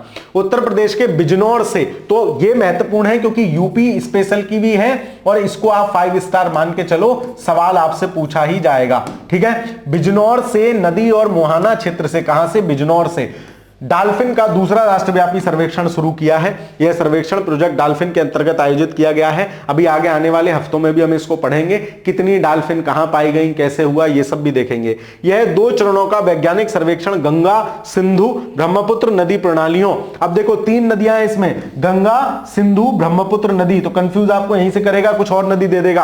अच्छा बन सकने वाला सवाल है, यहां से शॉर्ट नोट्स बना रहे हो तो जरूर नोट करना। प्रणालियों और सुंदरवन में डॉल्फिनों की आबादी और आवास की गुणवत्ता खतरों का आकलन करेगा। चरण 1 बिजनौर से गंगा सागर तक सिंधु नदी और सिंधु नदी। चरण 2 ब्रह्मपुत्र और सहायक नदियां, सुंदरवन और इन सब में किया जाएगा। मतलब चरण 1 में अब इतना डीप सवाल नहीं जाएगा, लेकिन हां फिर भी मोटा मोटा याद रखना कि चरण 1 में गंगा और सिंधु और चरण 2 में ब्रह्मपुत्र नदी का आकलन किया जाएगा। तो अभी महीना 2-4 महीना लगेंगे इसके आने में। इस सर्वेक्षण का उद्देश्य इस सर्वेक्षण का समन्वय पर्यावरण, वन और ये कर रहा है। सर्वेक्षण में गंगा नदी डॉल्फिन, सिंधु नदी डॉल्फिन और इरावदी नदी डॉल्फिन शामिल हैं। इंडियन एक्सप्रेस में खबर छपी है। सवाल, निम्नलिखित में से कौन सा सही है? भारत सरकार ने उत्तर प्रदेश के बिजनौर से नदी और मुहाना क्षेत्र की डॉल्फिनों का दूसरा राष्ट्रव्यापी सर्वेक्षण शुरू किया है। स्टेटमेंट एक बिल्कुल सही है। This survey has been conducted under the project Dolphin which was launched in 2020। जरूर याद रखना, प्रोजेक्ट डॉल्फिन 2020। बढ़िया मैचिंग में सवाल बनेगा, हाथी चीता के साथ देगा, है ना। चलो, तो ये भी बिल्कुल सही है। Apart from the Ganga's dolphin, the survey will also assess the status of the other species like Indus River dolphin and Iravati River dolphin। तो 3 प्रकार की नदियों में इरावती नदी डॉल्फिन का भी इसमें जिक्र है। तो तीनों स्टेटमेंट सही हैं, which are correct. All of these हो जाएगा इसका आंसर। ऑप्शन नंबर डी इस प्रश्न का सही उत्तर होगा। आगे चलते हैं। गूगल ट्रांसलेट जेमा ओपन ट्रांसलेशन मॉडल। तो अब तक आप गूगल ट्रांसलेट से जैसे चीजें ट्रांसलेट करते थे इस भाषा से उस भाषा में, सिंपल हम वेबसाइट पर जाकर कर लेते थे, तो उसका एक अपडेटेड वर्जन गूगल ने लॉन्च किया है जिसका नाम है ट्रांसलेट जेमा। ठीक है, देखो क्या है। ब्रेकिंग न्यूज, गूगल का नया ट्रांसलेट जेमा मॉडल लॉन्च। अब 55 भाषाओं में तेज और लोकल अनुवाद संभव। हाल ही में गूगल ट्रांसलेट जेमा नामक ओपन सोर्स अनुवाद मॉडल का एक सेट जारी किया गया है जो 55 भाषाओं में काम करता है। कितना? 55 भाषाओं में काम करता है। 3 स्टार सवाल है, लेकिन ध्यान रखना है इसे उच्च गुणवत्ता वाले अनुवाद के लिए डिजाइन किया गया है। मतलब हाई क्वालिटी का इससे अनुवाद होगा जिसे डिवाइस पर और ऑफलाइन दोनों तरह से इस्तेमाल किया जा सकता है। वाह, मतलब डिवाइस पर भी और ऑफलाइन भी। जेमा 3 आर्किटेक्चर पर आधारित यह मॉडल 4B, 12B और 27B आकार के मॉडल पेश करता है जिसका उद्देश्य क्लाउड इंफ्रास्ट्रक्चर पर निर्भरता को कम करना है। इसमें 55 प्रमुख और कम संसाधन वाली भाषाएं जैसे हिंदी, स्पेनिश और फ्रेंच ये सब शामिल हैं और इसे 500 से अधिक अतिरिक्त भाषा युग्मों पर भी प्रशिक्षित किया गया है। मतलब और भी भाषाओं पर यह काम कर लेगा, लेकिन 55 बेहतरीन टाइप का अनुवाद यह आपको देगा। तो जो लोग कहते हैं कि सर हिंदी दिक्कत है, अंग्रेजी दिक्कत है, यूज द गूगल जेम्मा। तो जेम्मा को याद रखोगे, ट्रांसलेट जेम्मा। ठीक है, चलिए। हाल ही में किसने ट्रांसलेट जेम्मा, तो आपसे यही पूछेगा ट्रांसलेट जेम्मा, तुम्हें लगेगा जी ये कौन है, तो गूगल याद रखोगे, गूगल ने इसको लॉन्च किया है। ओपन सोर्स का अनुवाद मॉडल है। तो ओपन सोर्स, जिन कंप्यूटर आता है जिन परीक्षाओं में वो याद रखेंगे, ओपन सोर्स सॉफ्टवेयर है, 55 भाषाओं में काम करता है। दैट इज गूगल ने लॉन्च किया है। क्या? ट्रांसलेट जेम्मा। नाम भी याद रखोगे, अम्मा जैसा नाम है। ठीक है, चलिए। भारतीय और जापान एक संयुक्त अभ्यास। भारत और जापान एक संयुक्त सैन्य अभ्यास क्या है? देखो भाई, हाल ही में भारतीय तटरक्षक बल समझते हो ना, जो तटों की, समुद्री तटों की रक्षा करता है, दैट इज तटरक्षक बल। और जापानी तटरक्षक बल ने जनवरी 2026 में मुंबई में खतरनाक और हानिकारक पदार्थों से निपटने के लिए एक संयुक्त अभ्यास किया। कहां किया? स्थान जरूर याद रखोगे, मुंबई में किया। किस लिए किया? ये खतरनाक और हानिकारक पदार्थों से निपटने के लिए। यह अभ्यास प्रदूषण नियंत्रण पोत ICGS समुद्र प्रहरी, है ना, पीछे भी पढ़ के आए थे। एक समुद्र प्रताप था जो भी पिछले हफ्ते लॉन्च हुआ था, जिसमें दोनों देशों की टीमों ने रासायनिक रिसाव के दौरान समन्वय बढ़ाने का कौशल दिखाया। उद्देश्य क्या है इसका? समुद्री सुरक्षा सहयोग को बढ़ावा देना और समुद्र में हानिकारक रसायनों के रिसाव का प्रबंधन करना। प्रतिभागी अभ्यास में भारतीय तटरक्षक बल की प्रदूषण प्रतिक्रिया स्ट्राइक टीम और जापान की नेशनल स्ट्राइक टीम ने भी हिस्सा लिया। तो बहुत महत्वपूर्ण चीज तो नहीं है, लेकिन हाँ फिर भी कहां हुआ है याद रखना, मुंबई में। भारतीय तटरक्षक बल और जापानी तटरक्षक बल ने जनवरी में मुंबई में एक संयुक्त अभ्यास किया। बिल्कुल ठीक है। किस लिए किया? समुद्र में रासायनिक जो चीजें फैली पड़ी हैं उनको कैसे मैनेज किया जाए, इसलिए यह अभ्यास भारतीय तटरक्षक बल के प्रदूषण नियंत्रण पोत ICGS समुद्र प्रहरी पर आयोजित हुआ। यह भी बात महत्वपूर्ण है, इसको भी ध्यान रखना। दोनों स्टेटमेंट सही है। हमसे पूछा है कौन सा सही है, 1 और 2 दोनों सही है। देख रहे हो आप कितना डाइवर्सिटी से मैं आपके लिए प्रश्न उठा के लाता हूं, घटनाएं उठा के लाता हूं। प्रश्न भी उसी प्रकृति के बनाए जा रहे हैं आपको जो आपके लिए महत्वपूर्ण साबित हो सके। चलिए आगे चलते हैं। सुनीता विलियम्स अंतरिक्ष एजेंसी से सेवानिवृत्ति सुनीता विलियम्स जी की हो गई है ना। शानदार तरीके से उन्होंने कैरियर को अपने अंजाम दिया। नासा की हैं, नासा की अंतरिक्ष यात्री सुनीता विलियम्स ने 27 वर्षों की उल्लेखनीय सेवा के बाद अंतरिक्ष एजेंसी से सेवानिवृत्ति ले ली है। सुनीता विलियम्स ने अंतरिक्ष स्पेस स्टेशन की 3 मिशनों में भाग लिया। सुनीता विलियम्स ने अंतरराष्ट्रीय अंतरिक्ष स्टेशन पर कुल 608 दिन बिताए हैं। यह भी बात फैक्ट के तौर पर महत्वपूर्ण है, हालांकि इतना गंदा फैक्ट बनेगा नहीं, पर एग्जामिनर के मूड की कुछ नहीं पता है ना। यह कक्षा में बिताए गए कुल समय के नासा के अंतरिक्ष यात्रियों के दूसरे स्थान पर है। 62 घंटे से अधिक की 9 स्पेस वॉक पूरी की, जो एक महिला अंतरिक्ष यात्री द्वारा सबसे अधिक है। वह अंतरिक्ष में मैराथन दौड़ने वाली प्रथम पहली व्यक्ति भी थी। मैराथन ही दौड़ ली भाई, बहुत सुंदर। भारतीय मूल की विलियम्स ने, भारत के मूल ये हैं, पहली बार 2006 में स्पेस शटल डिस्कवरी में उड़ान भरी थी। उन्होंने अंतरराष्ट्रीय अंतरिक्ष ट्रेनिंग कमांडर के रूप में भी कार्य किया है। द हिंदू में खबर छपी है, महत्वपूर्ण है, लेकिन पेपर में इस प्रकार से नहीं पूछेगा। पूछ भी लेगा तो पूछेगा किस एजेंसी से संबंधित थी, तो नासा, बहुत बेसिक सवाल बनेगा। हाल ही में नासा की अंतरिक्ष यात्री ने 27 वर्षों से सेवानिवृत्ति ले ली। सुनीता विलियम्स ने अंतरराष्ट्रीय स्पेस स्टेशन में 608 दिन बिताए हैं। वह कक्षा में बिताए गए कुल समय अंतरिक्ष यात्रियों पहले स्थान पर नहीं है, दूसरे नंबर पर है। पहले नंबर पर कोई और है जिसने सबसे ज्यादा दिन बिताए हैं। तीसरा गलत, जैसे ही तीसरा गलत यहां से सही। ऑप्शन नंबर 1 और 2, ऑप्शन नंबर ए इस प्रश्न का आंसर होगा। मास्टर ने बड़ी जल्दी सवाल कर लिया, क्यों कर लिया? महत्वपूर्ण नहीं है, परीक्षा की दृष्टि से उतना महत्वपूर्ण नहीं है। ठीक है, चलिए आगे चलते हैं। सर पढ़ा क्यों रहे हो? फिर घटना है, समझानी तो पड़ेगी। यूपी विधानसभा में 86वें अखिल भारतीय पीठासीन अधिकारियों का सम्मेलन डबल महत्वपूर्ण है। उत्तर प्रदेश विशेष भी है, करंट अफेयर्स भी है, पेपर में पूछा जा सकेगा। ठीक है, चलो 19 से 21 जनवरी 2026 में उत्तर प्रदेश की राज्यपाल आनंदीबेन पटेल ने लखनऊ में, कहा? लखनऊ में यूपी विधानसभा में 86वें अखिल भारतीय पीठासीन अधिकारियों के सम्मेलन का उद्घाटन किया। अखिल भारतीय पीठासीन अधिकारी क्या है? सारे राज्यों के जो पीठासीन अधिकारी हैं, जो स्पीकर महोदय हैं विधानसभाओं के, विधान परिषदों के, वो इस सम्मेलन में भाग लिए। उन्होंने इस सम्मेलन में भाग लिया, सारे लोग बैठे हैं। ठीक है, चलिए थीम क्या है? मजबूत विधायिका समृद्ध राष्ट्र। तो इसकी थीम भी आपसे पूछी जा सकती है परीक्षा में, मजबूत विधायिका समृद्ध राष्ट्र के शीर्षक के तहत आयोजित किया गया। यह चौथी बार है जब उत्तर प्रदेश ने इस प्रतिष्ठित राष्ट्रीय सम्मेलन की मेजबानी की है। इससे पहले यह सम्मेलन राज्य में दिसंबर 1961, 1985, 2015 में आयोजित किया गया था और अब आयोजित किया गया है 2026 में। इसको जरूर याद रखोगे, भूलोगे नहीं। यह पूछा जा सकने योग्य सवाल है। 5 स्टार इस प्रश्न को मैं दे रहा हूं। सवाल क्या बनेगा? In January 2026, Uttar Pradesh governor Anandiben Patel inaugurated the 86th All India Presiding Officer Conference in Lucknow. बिल्कुल ठीक है ना? This is the first time that Uttar Pradesh hosted the All India Presiding Officer Conference. This is not first time, this is the 4th time, है ना? This is the 4th time when Uttar Pradesh hosted the All India Presiding Officer Conference. तो ये क्या होगा? गलत हो जाएगा। हमसे पूछा है in the following statement which one is correct? तो which one is correct? Option number A, only one is correct. Option number A इस प्रश्न का आंसर हो जाएगा। इतनी अंग्रेजी आपको आनी चाहिए कि मास्टर अगर हिंदी से अंग्रेजी का 1-2 सवाल कराए तो आप पीपणी ना बजाने लगे, चल हिंदी वाला तलाओ, अंग्रेजी वालों का क्या होगा? तो 2-4 सवाल तो अंग्रेजी में भी करा लेने दो। चलो, आईएनएस सागर ध्वनि एवं सागर मैत्री मिशन का 5वां संस्करण, यह क्या है? भारत के समुद्री अनुसंधान पोत, समुद्री अनुसंधान मतलब समुद्र में क्या क्या संसाधन मिल सकते हैं उस पर रिसर्च करने वाला एक अनुसंधान पोत है सागर ध्वनि। 17 जनवरी 2026 को कोच्चि स्थित दक्षिणी नौसेना कमान से सागर मैत्री मिशन के 5वें संस्करण के लिए रवाना किया गया। आईएनएस सागर ध्वनि भारत का समुद्र विज्ञान अनुसंधान पोत है ना? तो आईएनएस सागर ध्वनि आप याद रखोगे तो नाम तो सागर ध्वनि है, लेकिन सागर में ये अनुसंधान कर रहा है। ठीक है, चलिए फिर इस पोत को नौसेना भौतिकी एवं समुद्र विज्ञान प्रयोगशाला द्वारा डिजाइन किया गया था। इस जहाज का निर्माण गार्डन रीच शिपयार्ड और इंजीनियर्स द्वारा किया गया है। सागर मैत्री भारतीय नौसेना डीआरडीओ की एक संयुक्त पहल है जो भारत की महासागर क्षेत्रों में सुरक्षा और विकास हेतु पारस्परिक समग्र उन्नति की नीति के अनुरूप है। तो भारत की एक नीति है महासागर नीति, जिसमें उस टाइप की चीजें होती हैं। मैत्री क्या है? Marine and allied interdisciplinary training and research initiative. Economics time में खबर छपी है। ठीक है, उतना मतलब ऐसा कुछ नहीं है कि नहीं करोगे तो आफत आ जाएगी, छोड़ भी सकते हो।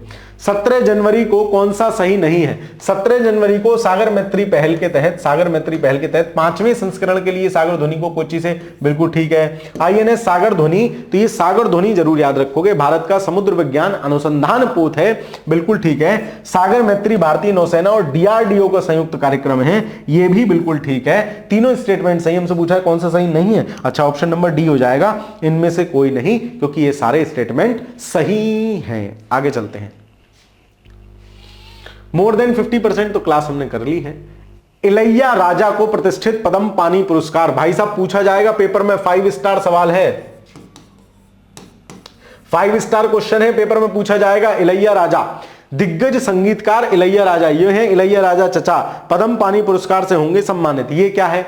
दिग्गज संगीतकार इलैया राजा को आगामी अजंता एलोरा अंतरराष्ट्रीय फिल्म महोत्सव 2026 में पद्म पानी पुरस्कार से सम्मानित किया जाएगा। महत्वपूर्ण है, संगीत के क्षेत्र में पद्म पानी पुरस्कार दिया जाता है, इसको जरूर ध्यान रखोगे, पेपर में पूछा जा सकता है ना। इलैया राजा, यह सम्मान 11वें अजंता एलोरा अंतरराष्ट्रीय फिल्म महोत्सव में प्रदान किया जाएगा। इसका आयोजन 28 जनवरी से 1 फरवरी तक महात्मा गांधी मिशन छत्रपति संभाजी नगर में आयोजित किया जाएगा। पद्म पानी पुरस्कार अजंता एलोरा अंतरराष्ट्रीय फिल्म महोत्सव द्वारा दिए जाने वाला सबसे प्रतिष्ठित सम्मानों में से एक है। यह पुरस्कार उन व्यक्तियों को दिया जाता है जिन्होंने सिनेमा जगत में असाधारण योगदान दिया हो। तो आपको कुछ नहीं याद रखना है, आपको याद रखना है पद्म पानी पुरस्कार, अजंता एलोरा का अंतरराष्ट्रीय फिल्म महोत्सव का पद्म पानी पुरस्कार इलैया राजा, बस, इससे ज्यादा कुछ याद नहीं रखना है। ठीक है, सवाल क्या बनेगा? इस पुरस्कार में पद्म पानी प्रशस्ति पत्र 2 लाख रुपए दिए जाते हैं। इलैया राजा को भारतीय सिनेमा के महानतम संगीतकारों में से एक माना जाता है। 4 दशक से अधिक के अपने करियर में उन्होंने कई भाषाओं में 1000 से अधिक फिल्मों के लिए संगीत लिखा है। द हिंदू में खबर छपी है। आर्ट एंड कल्चर या पुरस्कारों वाले सेक्शन से आपका ये सवाल जाके चिपक जाएगा। सवाल क्या बनेगा? हाल ही में किस आगामी अजंता एलोरा फिल्म महोत्सव में 2026 में पद्म पानी पुरस्कार से सम्मानित किया जाएगा? तो the one and only Ilaiya Raja. देखो अब नाम भी कैसे दिए हैं, सोनू निगम, अर्पणा सेन, तुम कंफ्यूज आ सकते हो। इलैया दादा का मत याद रखना, इलैया दादा को मत भूलना, याद तो रखना, भूलना मत मेरे दोस्त। आगे चलते हैं। फिर आपके लिए छोटी सी सूचना, अगर आप 2026 में जो समीक्षा अधिकारी की वैकेंसी आने वाली है, लगभग अभी कुछ आरटीआई वगैरह से पता चला है कि 900 के आसपास पद खाली हैं। अगर इतनी बड़ी वैकेंसी होगी तो वाकई ये बहुत बड़ी वैकेंसी होगी और आप चाहते हैं शानदार तरीके से उस परीक्षा की तैयारी करना, तो आप डिकोड एग्जाम के अभ्युदय बैच से जुड़ सकते हैं, जो ना सिर्फ आपको प्रॉपर कंटेंट देता है बल्कि हम आपको एक टाइमलाइन अभी बना के देते हैं कि आपको इस हिसाब से पढ़ना चाहिए। हम आपको प्रीलिम्स प्लस मेंस की तैयारी कराते हैं, क्योंकि जितना इस परीक्षा के प्रीलिम्स को पास करना है उतना ही मेंस की चीजों को उस हिसाब से तैयार करना है, ताकि आप मेंस की परीक्षा देते समय आपको समस्या ना हो। तो प्रीलिम्स मेंस की रिकॉर्डेड क्लासेस हैं, इनको आप पढ़िए, समझिए, अच्छे से पढ़िए, ठीक है। और उसके बाद टेस्ट हम इसमें हर हफ्ते, हर 15 दिन पर लेते हैं। आपको टेस्ट का पूरा शेड्यूल मिलता है और जब तक परीक्षा नहीं होगी तब तक आप हमारे साथ जुड़े रहेंगे किसी ना किसी स्वरूप में। टेस्ट दीजिए, क्योंकि पढ़ने से ज्यादा महत्वपूर्ण है, मतलब पढ़ने के साथ साथ मैं कहूं महत्वपूर्ण है टेस्ट लगाना, प्रीवियस ईयर क्वेश्चन करना। पूरा गाइडेंस आपको इस बैच में दिया जाता है। किसी टीचर से आपको बात करनी हो, कुछ समझना हो, तब भी हम उसमें आपको पूरा सहयोग देते हैं। तो ये 2 ऑफिशियल नंबर हैं, इन पे आप सचिवालय आरओ लिखकर मैसेज कर सकते हैं, आपको इस संबंध में पूरी जानकारी प्रदान कर दी जाएगी। चलिए आगे चलते हैं। लखनऊ उत्तर प्रदेश का पहला जीरो फ्रेश बेस्ड डंप शहर। अब देखो, लखनऊ है, उत्तर प्रदेश का पहला है, उत्तर प्रदेश विशेष से घटना हो गई, परीक्षा में आ गई, बस मास्टर ने कह दिया तो आ गई। 5 स्टार सवाल है। यूपी, लखनऊ यूपी का पहला जीरो फ्रेश बेस्ड डंप शहर बना। क्या है ये, देखते हैं। लखनऊ को स्वच्छ भारत मिशन शहरी के अंतर्गत जीरो फ्रेश बेस्ड डंपिंग हासिल करने वाला उत्तर प्रदेश का पहला शहर घोषित किया गया है। लखनऊ को उत्तर प्रदेश का पहला ऐसा शहर माना गया है जिसने नगर निगम ठोस अपशिष्ट का 100% वैज्ञानिक रूप से प्रसंस्करण किया है, जिससे ताजा अपशिष्ट डालने की आवश्यकता समाप्त हो गई है ना। यह उपलब्धि शिवारी ठोस अपशिष्ट प्रबंधन संयंत्र के चालू होने के साथ हासिल की गई है। नव उद्घाटित शिवारी संयंत्र की प्रसंस्करण क्षमता 700 मीट्रिक टन प्रतिदिन है। इतना कूड़े को ये प्रतिदिन प्रोसेस्ड कर सकते हैं। तीनों चालू संयंत्रों के साथ अब प्रतिदिन 2100 मीट्रिक टन से अधिक अपशिष्ट वैज्ञानिक प्रसंस्करण रूप से किया जा रहा है। पीआईबी पे खबर छपी है, लखनऊ से महत्वपूर्ण है, सवाल आपके लिए बन जाएगा, आप ध्यान रखेंगे मेरे दोस्त, ठीक है। आगे चलते हैं। निम्नलिखित में से which of the following statement are correct? Lucknow has been declared the first city of the Uttar Pradesh to achieve the zero fresh waste dumping under the स्वच्छ Bharat mission urban in January 2026। बिल्कुल ठीक है स्टेटमेंट।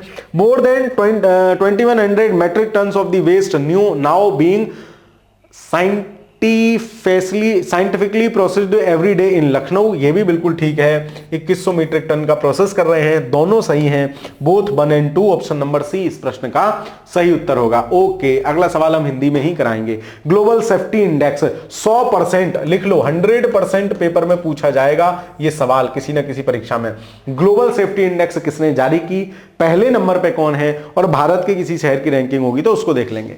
ग्लोबल सेफ्टी इंडेक्स के अनुसार 2026 में दुनिया का सबसे सुरक्षित शहरों की सूची जारी की गई है। अबू धाबी लगातार 10वें वर्ष शीर्ष पर बना हुआ है। तो ग्लोबल सेफ्टी इंडेक्स है अबू धाबी। बोले अब यहां कोई धावा नहीं बोलता भाई, सारे धावे खत्म हो गए, सबसे सेफेस्ट हैं हम, ठीक है। तो अभी धाबी, अब यहां कोई धावा नहीं बोलता, सबसे सेफ शहर है अबू धाबी। लगातार 10 वर्षों से सबसे सुरक्षित शहर का खिताब अपने नाम कर चुका है। यूएई 2026 में शीर्ष 10 सबसे सुरक्षित शहरों की सूची में 5 शहरों के साथ शीर्ष पर है। यूएई का इतना शानदार प्रदर्शन इसमें है। नुआम्बे एक क्राउडसोर्स्ड डेटाबेस है जिसका उपयोग व्यापक रूप से वैश्विक जीवन यापन लागत गुणवत्ता करने में किया जाता है। तो पहले नंबर पे अबू धाबी है, दोहा, अजमान, ये सब इसमें शामिल है ना। ये 5 देखो यूएई के हैं, 1 2 3 4 और 5 टॉप 10 में है, ठीक है। एक और होगा 5, टॉप 10 में 5 है, ठीक है। चलिए आगे चलते हैं। 2026 की रैंकिंग के लिए 150 देशों के लगभग 400 शहरों का मूल्यांकन किया गया। उन्हें समग्र सुरक्षा मानदंडों पर आंका गया, जिसमें दिन और रात के दौरान महसूस की गई सुरक्षाएं भी शामिल हैं। टाइम्स ऑफ इंडिया की खबर है। आपको क्या ध्यान रखना है, कौन सा सबसे सेफ शहर है ऑल ओवर वर्ल्ड। तो आपको ध्यान रखना अबू धाबी, अब हमारे यहां कोई धावा नहीं बोला जाता, बिल्कुल सेफ है जी। चलो, ग्लोबल सेफ्टी सूचकांक 2026 में अबू धाबी को दुनिया का सबसे सुरक्षित शहर घोषित किया गया है। अबू धाबी 10 वर्षों से लगातार है। नुआम्बे एक क्राउडेड सोर्स डेटाबेस है जिसका उपयोग व्यापक रूप से वैश्विक जीवन यापन लागत और जीवन की गुणवत्ता की तुलना करने में किया जाता है। तीनों सही, हमसे पूछा है कौन सा सही नहीं है, ऑप्शन नंबर डी हो जाएगा जो इसमें से सही नहीं है। आगे चलते हैं।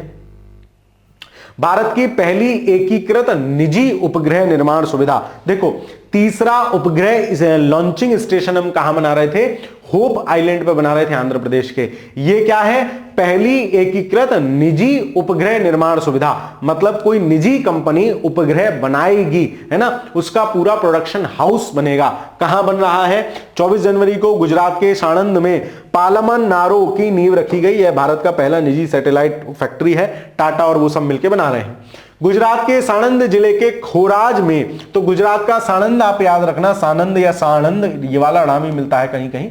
खोराज में भारत की पहली एकीकृत निजी उपग्रह निर्माण सुविधा की आधारशिला रखी गई। यह भारत के अंतरिक्ष प्रौद्योगिकी क्षेत्र में एक महत्वपूर्ण उपलब्धि है। अजीरिस्ता स्पेस द्वारा स्थापित की जा रही, तो कंपनी कौन सी है, अजीस्ता स्पेस इस कंपनी का नाम है जो इसको एस्टेब्लिश कर रही है। आपसे पूछेगा तो ये सिर्फ ये पूछेगा कि कहां बनी। अजीस्ता स्पेस थोड़ा और डीप फैक्ट हो जाएगा। उच्च स्तरीय इलेक्ट्रो ऑप्टिकल पेलोड के निर्माण पर केंद्रित होगी। इस संयंत्र का नाम पालमनारो रखा गया है। यह अंतरिक्ष प्रौद्योगिकी में निजी भागीदारी को मजबूत करती है। न्यूज ऑन एआईआर पे खबर है और आपके लिए महत्वपूर्ण है। निम्नलिखित में से कौन सा सही है, हाल ही में राजस्थान का साणंद है क्या, वैसे ही काट दो, ठीक है। अजीस्ता स्पेस द्वारा यह स्थापित की जा रही है, दूसरा सही है, ऑप्शन नंबर बी इस प्रश्न का सही आंसर हो जाएगा। आगे चलते हैं। कुंभलगढ़ वन्यजीव अभ्यारण्य को पर्यावरण संवेदनशील क्षेत्र घोषित, देखो करंट में कुंभलगढ़ है तो कुंभलगढ़ स्टैटिक में भी आपसे पूछ लेगा कि भैया चचा ये बताओ कुंभलगढ़ है कहां। Declared eco sensitive zone by centre, केंद्रीय पर्यावरण और वन जलवायु परिवर्तन मंत्रालय ने राजस्थान, अब देखो राजस्थान की अरावली पहाड़ियों में काफी चर्चा में रही थी स्थित कुंभलगढ़ वन्यजीव अभ्यारण्य, तो कुंभलगढ़ वन्यजीव अभ्यारण्य कहां है, राजस्थान। करंट से स्टैटिक पूछा जाएगा, जरूर बनेगा सवाल। के आसपास 0 से 1 किलोमीटर के क्षेत्र को पर्यावरण सेंसिटिव क्षेत्र घोषित किया है। इकोनॉमिक सेंसिटिव जोन ESZ घोषित किया है। कुंभलगढ़ वन्यजीव अभ्यारण्य राजस्थान की अरावली पर्वतमाला में स्थित है। अरावली पर्वतमाला में स्थित यह मारवाड़ के रेतीले मैदानों को मेवाड़ के पथरीले पठार से अलग करने की एक प्राकृतिक हरी दीवार की तरह काम करता है। किस किस को, मारवाड़ के रेतीले मैदान हैं और मेवाड़ के पथरीले पठार हैं, इनको एक प्राकृतिक हरी दीवार की तरह काम करता है। यह भारतीय भेड़िया, तेंदुआ, दुर्लभ भारतीय पेंगालिन के लिए महत्वपूर्ण पर्यावास स्थल है। पर्यावरण संवेदनशील क्षेत्रों में पर्यावरण संरक्षण अधिनियम, ये पर्यावरण संरक्षण अधिनियम भी खूब पूछा जाता है, कब, 1986 के तहत अधिसूचित किया गया है। पर्यावरण संवेदनशील क्षेत्रों का उद्देश्य सभी मानवीय गतिविधियों पर प्रतिबंध लगाना नहीं, बल्कि उन्हें विनियमित करना होता है। ऐसा नहीं कि तुम कुछ नहीं करोगे, ना करो, लेकिन वो काम ना करोगे जिससे दिक्कत हो। खबर छपी थी टाइम्स ऑफ इंडिया में, कुंभलगढ़ आपके लिए महत्वपूर्ण है, कहां है? हाल ही में केंद्र सरकार ने आधिकारिक तौर पर कुंभलगढ़ वन्यजीव अभयारण्य के आसपास के क्षेत्र को पर्यावरण संवेदनशील क्षेत्र घोषित किया है। बिल्कुल ठीक है। रेंज भी पूछ ले तो कितना, 1 किलोमीटर की रेंज, ठीक है। कुंभलगढ़ वन्यजीव अभयारण्य राजस्थान के अरावली पर्वतमाला में स्थित है, बिल्कुल सही है। पर्यावरण संवेदनशील क्षेत्रों को वन्यजीव संरक्षण अधिनियम 1972 के तहत अधिसूचित किया गया है। वन्यजीव संरक्षण अधिनियम चाचा कब का है? वन्यजीव संरक्षण अधिनियम के तहत नहीं घोषित किया गया है, पर्यावरण संरक्षण अधिनियम के तहत घोषित किया, अधिसूचित किया जाता है। तो तीसरा स्टेटमेंट क्या हो जाएगा? रॉन्ग हो जाएगा। पहले दूसरे बिल्कुल सही हैं। Which one is correct? Option number only A, only 1 and 2 are correct, ठीक है। चलिए आगे चलते हैं। भारतीय सेना का ऑपरेशन त्रासी, 5 स्टार सवाल मानो इसको भी, है ना। ऑपरेशन त्रासी 5 स्टार क्वेश्चन है, पूछा जाएगा भारतीय से किसने शुरू किया, भारतीय सेना ने, कहां किया? जम्मू कश्मीर। 2 सवाल ध्यान रखोगे, ठीक है। भारतीय सेना ने जम्मू कश्मीर पुलिस के सहयोग से रविवार को ऑपरेशन त्रासी शुरू किया। इसका नाम ये न्यूज चैनल वाले ऐसे ही देते हैं, आतंक का काल, ऑपरेशन त्रासी। ध्यान से देखिए इस आदमी को, ये करंट अफेयर्स हफ्ते भर का कराता है, सिर्फ 35-40 सवालों में पूरा हफ्ता समेट देता है, बच्चों का सिर्फ 1-1.25 घंटा लेता है। चलो खैर, भारतीय सेना ने जम्मू कश्मीर में यह किया। जम्मू को और कश्मीर के किश्तवाड़ जिले के दुर्गम वन क्षेत्र में आतंकवादियों को घेरने के लिए अभियान शुरू किया गया। ऑपरेशन त्रासी 1 एक बहुदिवसीय आतंकवाद विरोधी और क्षेत्र वर्चस्व अभियान है। तो ऑपरेशन त्रासी जरूर याद रखोगे, कहां और किसने और किसके लिए? तो ऑपरेशन त्रासी कहां? जम्मू कश्मीर। किसने? भारतीय सेना। किसके लिए? आतंकवाद के खात्मे के लिए। इसका उद्देश्य जंगलों में छिपने वाले आतंकवादियों का सफाया करना और आतंकवादी साजो सामान उनके छिपने के ठिकानों को नष्ट करना है। हिंदू से सहित सभी महत्वपूर्ण पेपरों में खबर छपी, महत्वपूर्ण है। हाल ही में भारतीय सेना ने ऑपरेशन त्रासी कहां चलाया? जम्मू कश्मीर। किसने चलाया? भारतीय सेना। किसके लिए चलाया? आतंकवादियों के निपटाने के लिए। तो ऑप्शन नंबर 20 प्रश्न का सही उत्तर होगा। भारत रंग महोत्सव BRAM, क्या है? BRAM का 25वां संस्करण भारत रंग महोत्सव क्या है? राष्ट्रीय नाट्य विद्यालय NSD जिसको बोलते हैं थिएटर वाला, विश्व के सबसे बड़े अंतरराष्ट्रीय रंगमंच उत्सव भारत रंग महोत्सव के 25वें संस्करण का आयोजन कहां हुआ? ये जरूर याद रखोगे, कहां हुआ? नई दिल्ली। स्थान जरूर याद रखोगे मेरे दोस्त। यह संस्करण अच्छा अभी 27 जनवरी से 20 फरवरी तक करेगा, अभी आगे की बात है, मतलब हो चुका होगा लेकिन हम पढ़ रहे हैं इसलिए। यह संस्करण अब तक का सबसे व्यापक, समावेशी और भव्य संस्करण होगा।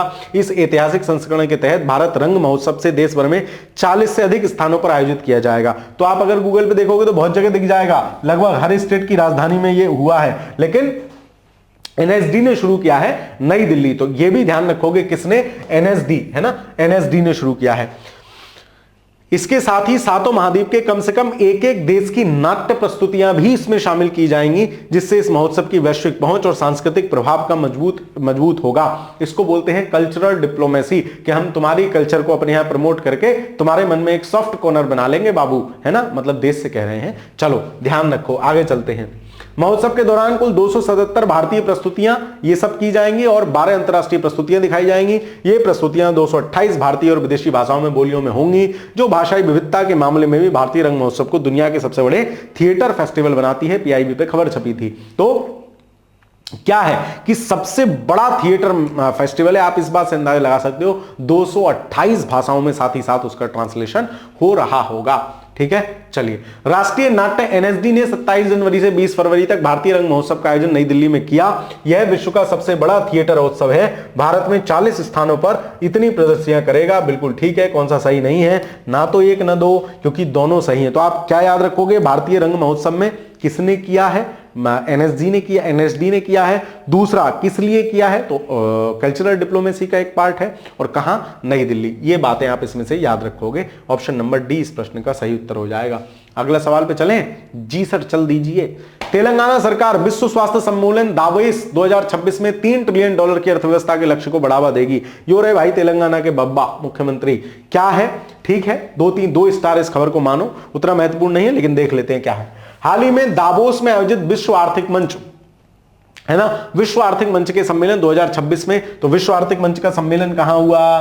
दावोस में हुआ था। संयुक्त अरब अमीरात और तेलंगाना ने, अच्छा यूएई और तेलंगाना ने जलवायु अनुकूल शहरी विकास के लिए तेलंगाना के दृष्टिकोण का समर्थन करते के हेतु भारत फ्यूचर सिटी के विकास में सहयोग करने पर सहमति व्यक्त की है। अच्छा, जलवायु अनुकूल तेलंगाना एक फ्यूचर सिटी बना रहा है जिसको यूएई प्रमोट करेगा। इसका मतलब यह है भारत फ्यूचर सिटी को भारत के पहले net zero greenfield smart city के रूप में प्रस्तावित किया जाएगा। मतलब ऐसी स्मार्ट सिटी हम बना रहे हैं जो जीरो कार्बन इमिशन करेगी, है ना। प्रस्तावित शहर को तेलंगाना के हैदराबाद के आसपास विकसित किया जाएगा। यह परियोजना तेलंगाना के 2047 तक $3 ट्रिलियन की अर्थव्यवस्था बनने के लक्ष्य के अनुरूप है। इतना बड़ा शहर अगर कोई बना रहा है तो नेट जीरो शहरों का लक्ष्य ग्रीन हाउस गैस उत्सर्जन को अवशोषण और क्षतिपूर्ति के साथ संतुलित करना है। ऐसा तो नहीं हो सकता जी ग्रीन हाउस गैस निकले ही ना निकलेगी तो, लेकिन हम उसका उतनी ही मात्रा में अवशोषण भी कर लेंगे या उसके निस्तारण की विकल्प खोजेंगे, उसके निस्तारण की भी परियोजनाएं साथ साथ लाएंगे। इसका मतलब यह है शहर में कृत्रिम बुद्धिमत्ता, शिक्षा, स्वास्थ्य सेवा, विनिर्माण, आवासीय संरचना और मनोरंजन के लिए भी समर्पित क्षेत्र होंगे। द हिंदू में खबर छपी थी। निम्नलिखित में से कौन सा सही है? विश्व आर्थिक मंच सम्मेलन 2026 में संयुक्त अरब अमीरात और कर्नाटक नहीं है, नाटक मत करो, तेलंगाना भैया। तेलंगाना क्या कह रहा है? फ्यूचर सिटी बनाऊंगा। तेलंगाना, तू गाना गाना, मैं फ्यूचर सिटी बनाऊंगा। याद रहेगी बात। भारत फ्यूचर सिटी को भारत के पहले net zero greenfield start city के रूप में प्रस्तावित किया गया है। बिल्कुल ठीक है, केवल 2 ठीक है। Option number B is the right answer of this question. वाह, मास्टर ने अंग्रेजी बोल दी। चलो, बीबीएनजे ट्रीटी आधिकारिक तौर पर लागू, महत्वपूर्ण है, इन्वायरमेंट इकोलॉजी की दृष्टि से महत्वपूर्ण फैक्ट यहां से बनेगा, सवाल आ सकता है। बीबीएनजे ट्रीटी, हाल ही में बीबीएनजे ट्रीटी क्या है? Agreement on biodiversity beyond national jurisdiction. भाई बायोडायवर्सिटी नेशनल में तो सब लोग ध्यान रख रहे हो, हमारे देश में सब अच्छा ही अच्छा हो गए, है ना, हमारे देश में सब ठीक है ठीक ही होगा। लेकिन जो देश की चीजों के, देश की टेरिटरी के बाहर जो बायोडायवर्सिटी है उसका ख्याल कौन रखेगा? लीलू रखेगा क्या? ना। चलो ध्यान रखो, जिससे खुले समुद्र की संधि हाई सी ट्रीटी भी कहा जाता है। खुले समुद्र की संधि भी इसको कहते हैं। आधिकारिक तौर पर 17 जनवरी को लागू हो गई। यह अंतरराष्ट्रीय जल क्षेत्र में समुद्री जीवन, मतलब जो इंटरनेशनल वाटर बॉडी है, सबका जितना हक है उसके लिए समुद्री जीवन और संरक्षण और सतत उपयोग के लिए समर्पित विश्व की पहली कानूनी रूप से बाध्यकारी और खुले समुद्रों की संधि है। तो यह भी आपसे पूछा जाता है कैसी है, तो कानूनी रूप से बाध्यकारी है। इसे 2023 में यूएन के तत्वावधान में आयोजित राष्ट्रीय अधिकार क्षेत्र से परे क्षेत्रों की समुद्री जैव विविधता और अंतर सरकारी सम्मेलन द्वारा अपनाया गया था। 2023 में अपनाया गया था। इंप्लीमेंटेशन कब हुआ है? 2026 में। और ये बात कर रहे हैं कि हम संरक्षण करेंगे। गोलू मत बनाओ बेटे, आगे चलते हैं। खैर, अब कह रहे हैं तो हमें तो पढ़ना ही है, तो बीबीएनजे को याद रखोगे आप। अब तक 83 देशों ने एक संधि की पुष्टि कर दी है। भारत ने बीबीएनजे समझौते पर हस्ताक्षर तो कर दिए हैं, लेकिन अब इसकी पुष्टि नहीं की है। हाई सीज क्या है? इनमें वे समुद्री क्षेत्र शामिल हैं जो राष्ट्रीय जल सीमाओं, जिन्हें खुला समुद्र या उच्च समुद्र कहा जाता है, उससे बाहर है। इसके साथ ही इसमें अंतरराष्ट्रीय समुद्र तल क्षेत्र भी शामिल है। द हिंदू में खबर छपी है, महत्वपूर्ण है आपकी परीक्षा की दृष्टि से, तो बीबीएनजे ट्रीटी को जरूर याद रखोगे मेरे दोस्त, ठीक है। चलो, कौन सा सही नहीं है? बीबीएनजे ट्रीटी, जिसे खुले समुद्र की संधि भी कहा जाता है, आधिकारिक तौर पर 17 जनवरी को लागू हो गई है। तो डेट याद करने की कोई आवश्यकता नहीं है, लेकिन हाँ याद करना लागू हो गई है। 2023 में यूएन ने इसको प्रस्तावित किया था या अपनाया था। यह अंतरराष्ट्रीय जल क्षेत्र में समुद्री जीवन के संरक्षण और सतत उपयोग के लिए समर्पित विश्व की पहली कानूनी रूप से बाध्यकारी है। इस बात पे जोर दे रहा हूं क्योंकि यहीं से सवाल बनेगा, कानूनी रूप से बाध्यकारी है या स्वैच्छिक है? तो बिल्कुल सही है। भारत ने बीबीएनजे समझौते पर हस्ताक्षर तो कर दिए हैं, लेकिन अभी इसकी पुष्टि नहीं की है। यह भी बिल्कुल सही। हमसे पूछा है कौन सा सही नहीं है, ऑप्शन नंबर डी हो जाएगा जी। इनमें से कोई ना, बाकी सारे सही है। मास्टर ने सब पढ़ाया, मुझे सब बुद्धि में है, सब कुछ याद है। चलो आगे चलते हैं। ब्रांड फाइनेंस ग्लोबल 500 रिपोर्ट सवाल पूछे जाते हैं प्राय करंट अफेयर्स में। अब आजकल ये पहले नंबर का ब्रांड कौन है, पहले नंबर का अरबपति कौन है, खरबपति कौन है, आजकल सवाल नहीं पूछे जा रहे हैं, लेकिन हमें तो पढ़ना ही है।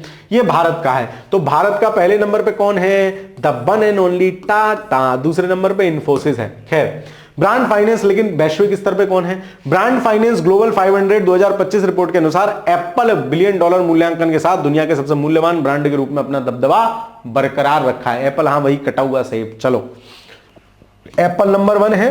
टाटा समूह जो है भारत में नंबर 1 है, बस इतना ही लिखना है। वैश्विक रैंकिंग में एप्पल के बाद माइक्रोसॉफ्ट दूसरे नंबर पर है, तो वैश्विक में एप्पल, माइक्रोसॉफ्ट और गूगल यानी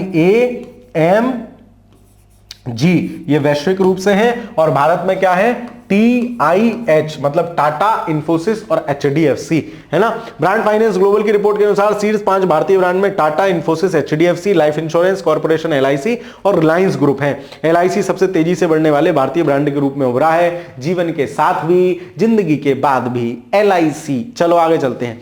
सोर्स क्या है, द हिंदू खबर का है। आगे चलते हैं, सवाल क्या बनेगा, कौन सा सही है। ब्रांड फाइनेंस द्वारा प्रकाशित 19वीं ग्लोबल 500 रिपोर्ट के अनुसार एप्पल इतने अमेरिकी डॉलर के साथ, ब्रांड मूल्य के साथ दुनिया का सबसे मूल्यवान ब्रांड के रूप में अपना स्थान बरकरार रखा है। अब देखो जरा सी बात है, 500 में एप्पल नंबर 1, इतना लंबा स्टेटमेंट बनाया है। ऐसे ही सवाल आपके दिमाग को खोपड़ी में छेद करने के लिए आते हैं, तो इसको ध्यान रखना। इस रिपोर्ट के अनुसार रिलायंस लगातार 15वीं बार सबसे मूल्यवान भारतीय ब्रांड है। रिलायंस है क्या, टाटा, रिलायंस नहीं है, क्या है, टाटा है। तो ये दूसरा स्टेटमेंट गलत हो जाएगा। कौन सा सही है, ऑप्शन नंबर 1 ओनली 1। ठीक, आगे चलते हैं। ओडिशा गुटखा, पान मसाला और तंबाकू पर पूर्ण प्रतिबंध लगा दिया। बिल्कुल, अब तुम जो गुटखा मसाला खाते हो ना, कमला पसंद, जैसे लखनऊ वाले एरिया में सब लोग कमला को कोई पसंद भी नहीं कहता, भैया कमला दे दो, है ना। चलो ऐसा लगता है कि कमला को मांग रहे हैं, है ना। तो गुटखा पे पूरी तरह से प्रतिबंध लगा दिया है। तब में से कोई कमला हो तो बुरा मत मान जाना भाई, 1.5 घंटे पढ़ रहे हो, दिमाग में बोरियत न चले, इसलिए कुछ तो मास्टर कहेगा आपसे। ओडिशा राज्य के स्वास्थ्य विभाग ने तो आपसे यही पूछेगा किसने लगा दिया प्रतिबंध, तो ओडिशा को याद रखोगे बस। ओडिशा राज्य के स्वास्थ्य विभाग ने गुटखा, पान मसाला, तंबाकू और निकोटीन युक्त सभी प्रकार के खाद्य पदार्थों के निर्माण पर प्रतिबंध लगा दिया है। यह प्रतिबंध पैकेट बंद और बिना पैकेट बंद दोनों प्रकार की वस्तुओं पर लागू होता है। ऐसे ना खुले में तंबाकू बिक रही है, ले जड़ता रेगड़े पड़े हैं, जिनमें अलग अलग बेचे जाने वाले लेकिन आपस में मिलाने वाले उत्पाद भी शामिल हैं। इस नई अधिसूचना का उद्देश्य इन उत्पादों को दुरुपयोग को रोकना है और जन स्वास्थ्य की सुरक्षा सुनिश्चित करना है। 1 फरवरी 2026 से केंद्र सरकार तंबाकू और पान मसाला पर अधिक टैक्सेशन लगाने वाली है। आपने देखा होगा बहुत सारे जो मतलब सिगरेटिया लोग हैं वो परेशान हैं, सिगरेटें महंगी हो गई हैं, तंबाकू महंगी हो गई है, सरकार तो टैक्स बढ़ाएगी ही। चलो आगे चलते हैं। पान मसाला, सिगरेट जैसे उत्पादों पर 40% जीएसटी लगेगा, जबकि बीड़ी पर 18% जीएसटी लगेगा। मतलब लोग प्रमोट कर रहे हैं कि बीड़ी पियो बाबू, है ना, बीड़ी सस्ती है, सिगरेट महंगी है। तो मतलब मैं कुछ नहीं कह रहा हूं, बस समझाना चाह रहा हूं। ये पूछा जा सकता है आपसे, यहां से भी प्रश्न बन सकता है कि निकोटीन वाले पदार्थों पर 18 से बढ़ाकर कितना % जीएसटी कर दिया गया, तो 40% जीएसटी कर दिया गया है। इकोनॉमिक टाइम्स में खबर छपी थी। हाल ही में किस राज्य सरकार ने गुटखा इन सब पे प्रतिबंध लगा दिया, ओडिशा। बोले ओडिशा, ओडिशा, अब तुझे गुटखा नहीं खाने दूंगी, प्रतिबंध लगा दूंगी, बिल्कुल ठीक है। आगे चलते हैं। ये यूपीएससी फाउंडेशन कोर्स 2026 की परीक्षा की डेट घोषित हो चुकी है। दिसंबर अंत में, दिसंबर के फर्स्ट वीक में, हाँ 6 दिसंबर को वो परीक्षा प्रस्तावित है। तो अगर आप संपूर्ण तरीके से, इतना समय अभी जनवरी चल रहा है, इतना समय पर्याप्त है यूपीपीसीएस की परीक्षा की तैयारी करने के लिए। तो यदि आप नए हैं या अभी आपने शुरुआत की है या आप कर चुके हैं, प्रयास कर चुके हैं लेकिन आप असफल हैं, तो आप डिकोड एग्जाम के इस बैच के साथ जुड़ सकते हैं। इसमें हम आपको ना सिर्फ क्लासेस प्रोवाइड करते हैं बल्कि उनके पीडीएफ नोट्स, पूरा schedule, test series, prelims cum mains का पूरा है। ज्योग्राफी इसमें पूरा कंप्लीट मेरे द्वारा पढ़ाया गया है, तो आप चाहें तो ये बैच ज्वाइन कर सकते हैं। इस बैच में प्रीलिम्स पास होने के बाद मेंस में हम आपको पूरी तरीके से गाइड करते हैं, इंटरव्यू गाइडेंस है, और इस बैच से जो भी साथी इंटरव्यू में जाएंगे उनके लिए फुल फी रिफंड का भी प्रावधान है। तो यदि आप चाहते हैं कि आप पीसीएस परीक्षा की शानदार तरीके से तैयारी करें तो आप डिकोड एग्जाम के इस बैच के साथ जुड़ सकते हैं, है ना। आप ये जो ऑफिशियल नंबर है यूपीपीसीएस फाउंडेशन बैच के लिए, आप इन नंबर पर कॉन्टेक्ट कर सकते हैं, मैसेज कॉल कर सकते हैं, आपको जो भी यथासंभव मदद होगी वो प्रदान की जाएगी। ठीक है, आगे चलते हैं। 5-6 सवाल लगे हैं। हाँ, इस बैच पे विशेष ऑफर चल रहा है। 500 जो शुरुआती विद्यार्थी शायद हो भी गए होंगे, तो आप लोग देख लेना एक बार फोन ऑन करके ऑफिस वाले नंबर पे कि शुरुआती 500 लोगों के लिए विशेष डिस्काउंट है। फीस कितनी है उनके लिए, 6000 है। वैसे इस बैच की फीस 8000 रुपया है, तो इस बात को भी आप ध्यान रखेंगे, जिनको भी ज्वाइन करना है वो ध्यान रखें। ठीक है, चलिए। खेलो इंडिया विंटर गेम्स का 6वां संस्करण, आजकल इनसे खूब सवाल पूछे जा रहे हैं। 5 स्टार इस क्वेश्चन को भी दीजिए। खेलो India winter games Jammu and Kashmir और लद्दाख कहां आयोजित हुए, स्थान तो जरूर याद रखना। और अभी हम टीमें कौन कौन सी जीती हारी जब कंप्लीट हो जाएगा तो उसको भी ध्यान रखेंगे। हाल ही में खेलो इंडिया विंटर गेम्स के 6ठे संस्करण का शुभारंभ लद्दाख केंद्र शासित प्रदेश के लेह में किया गया। ठीक है। इस कार्यक्रम का उद्घाटन नवांग दोरजान स्टोबदान स्टेडियम में लद्दाख के उपराज्यपाल कविंदर गुप्ता ने करा। तो लद्दाख के उपराज्यपाल ने किया। स्टेडियम का नाम भी कभी कभी पूछ लेता है, नवांग दोरजान स्टोबदान स्टेडियम। तो इतना अजीब सा नाम है, याद रहेगा। 21 राज्यों और केंद्र शासित प्रदेशों के खिलाड़ी आइस स्पोर्ट्स इवेंट हॉकी और स्केटिंग प्रतिस्पर्धा करेंगे। 2026 में शीतकालीन खेलों में फिगर स्केटिंग को शामिल किया गया है। किसको? Figure skating. ये तो जरूर याद रखिए, फिगर को स्केट करना है क्या? नहीं, कुछ और होगा। जो एक महत्वपूर्ण प्रगति है क्योंकि यह खेल एक ओलंपिक स्पर्धा भी है। ओ माय गॉड, ठीक है। चलो खैर, ध्यान रखोगे इसको। Event in Leh ice sport है और गुलमर्ग में स्नो स्पोर्ट है। तो गुलमर्ग आपका कश्मीर में पड़ता है, यहां स्नो स्पोर्ट होंगे और यहां आइस स्पोर्ट होंगे। शीतकालीन खेलों 2026 का पहला चरण यानी 2 आइस स्पोर्ट्स, आइस हॉकी और आइस स्केटिंग लेह में आयोजित किए जाएंगे। शीतकालीन खेलों का दूसरा चरण जम्मू कश्मीर के गुलमर्ग में आयोजित किया जाएगा, जिसमें 4 हिम खेलों ski, mountaineering, alpine skiing, snowbird, Nordic skiing भी शामिल है। मैं तो एक भी आज तक देखा नहीं है इनमें से। खैर, हमें याद रखना है 66वें शीतकालीन खेलो इंडिया गेम्स कहां हुए हैं? जम्मू कश्मीर और लेह में हुए, लद्दाख में हुए हैं। शुरुआत लेह में हुई है। उसके स्टेडियम का नाम 3 अक्षरों का बड़ा सा है, उसको भी जरूर ध्यान रखना, PIB। मतलब ध्यान रखने से मतलब है कि पढ़ लेना, पेपर में ऑप्शन लग जाएगा। सवाल क्या बनेगा? 31वें क्वेश्चन पर हैं, 4-5 सवाल और बचे हैं, शायद 36 सवाल हैं आज। कौन सा सही नहीं है? हाल ही में खेलो इंडिया विंटर गेम्स के 6वें संस्करण का शुभारंभ जम्मू कश्मीर और श्रीनगर में हुआ। बिल्कुल सही। 21 राज्यों और केंद्र शासित प्रदेशों के खिलाड़ी ice sport event hockey skating प्रतिस्पर्धा में पार्टिसिपेट करेंगे। इस कार्यक्रम में पहली बार फिगर स्केटिंग को भी शामिल किया गया है। यह भी बिल्कुल सही है। हमसे पूछा है कौन सा सही नहीं है, ऑप्शन नंबर डी के साथ जाएंगे। केवल कोई सा सब सही है, ऐसा कोई भी नहीं है जो सही ना हो। तो फिगर स्केटिंग का नाम भी ध्यान रखोगे, पहली बार इसको शामिल किया गया है। 1 मिनट, ऑप्शन नंबर ए दिया है। हाल ही में खेलो इंडिया विंटर गेम्स के 6वें संस्करण का शुभारंभ जम्मू और कश्मीर के देखो जल्दबाजी में गलत होता है। जम्मू कश्मीर के श्रीनगर में तो है ही नहीं, है ना। लेह में किया गया है, लद्दाख के और कश्मीर के गुलमर्ग में कुछ वो किए जाएंगे। तो पहला इसमें से गलत है, ऑप्शन नंबर ए हो जाएगा जो सही नहीं है, डी नहीं होगा। ठीक है, चलिए आगे चलते हैं। ASC अर्जुन एक ह्यूमनाइड रोबोट, तो इसका नाम याद रखोगे और कहां इसको एस्टेब्लिश किया गया है ये महत्वपूर्ण है। ह्यूमनाइड रोबोट है। हाल ही में भारतीय रेलवे ने विशाखापत्तनम, तो भाई विशाखा दीदी है ना, उनके पास ह्यूमनाइड रोबोट है। विशाखापत्तनम रेलवे स्टेशन पर ASC अर्जुन इनका नाम है, नामक ह्यूमनाइड रोबोट तैनात किया है। यह भारतीय रेलवे द्वारा पेश किया गया एक ह्यूमनाइड रोबोट है।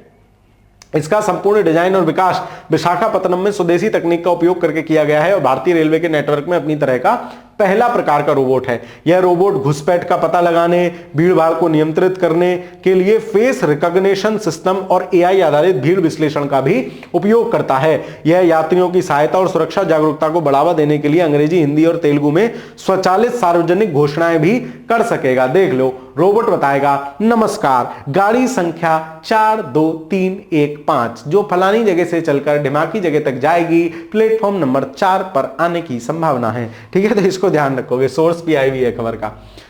कौन सा सही है आपसे पूछेगा। एक तो ह्यूमनाइड रोबोट ASC अर्जुन कहां एस्टेब्लिश किया गया है? विशाखापत्तनम, बिल्कुल ठीक है। इसका संपूर्ण डिजाइन विशाखापत्तनम में स्वदेशी तकनीक से किया गया है, बिल्कुल ठीक है। दोनों सही है, ऑप्शन नंबर सी। आपको सिर्फ ये 2 बातें याद रखनी है, humanoid robot Visakhapatnam railway station पर इंस्टॉल किया गया है ना। बाकी हमने सब कहानी पढ़ ली। तो शॉर्ट नोट्स बना रहे हो, 35 घटनाएं मतलब 35 लाइनें मतलब 1 फर्रा, बस पूरे हफ्ते का 1 फर्रा, महीने के 2 पेज यानी 4 फर्रे। आहा, आनंद आ जाएगा। इतना करंट अफेयर्स पढ़ो केवल, बस, है ना, कहानी लिखने की जरूरत नहीं है।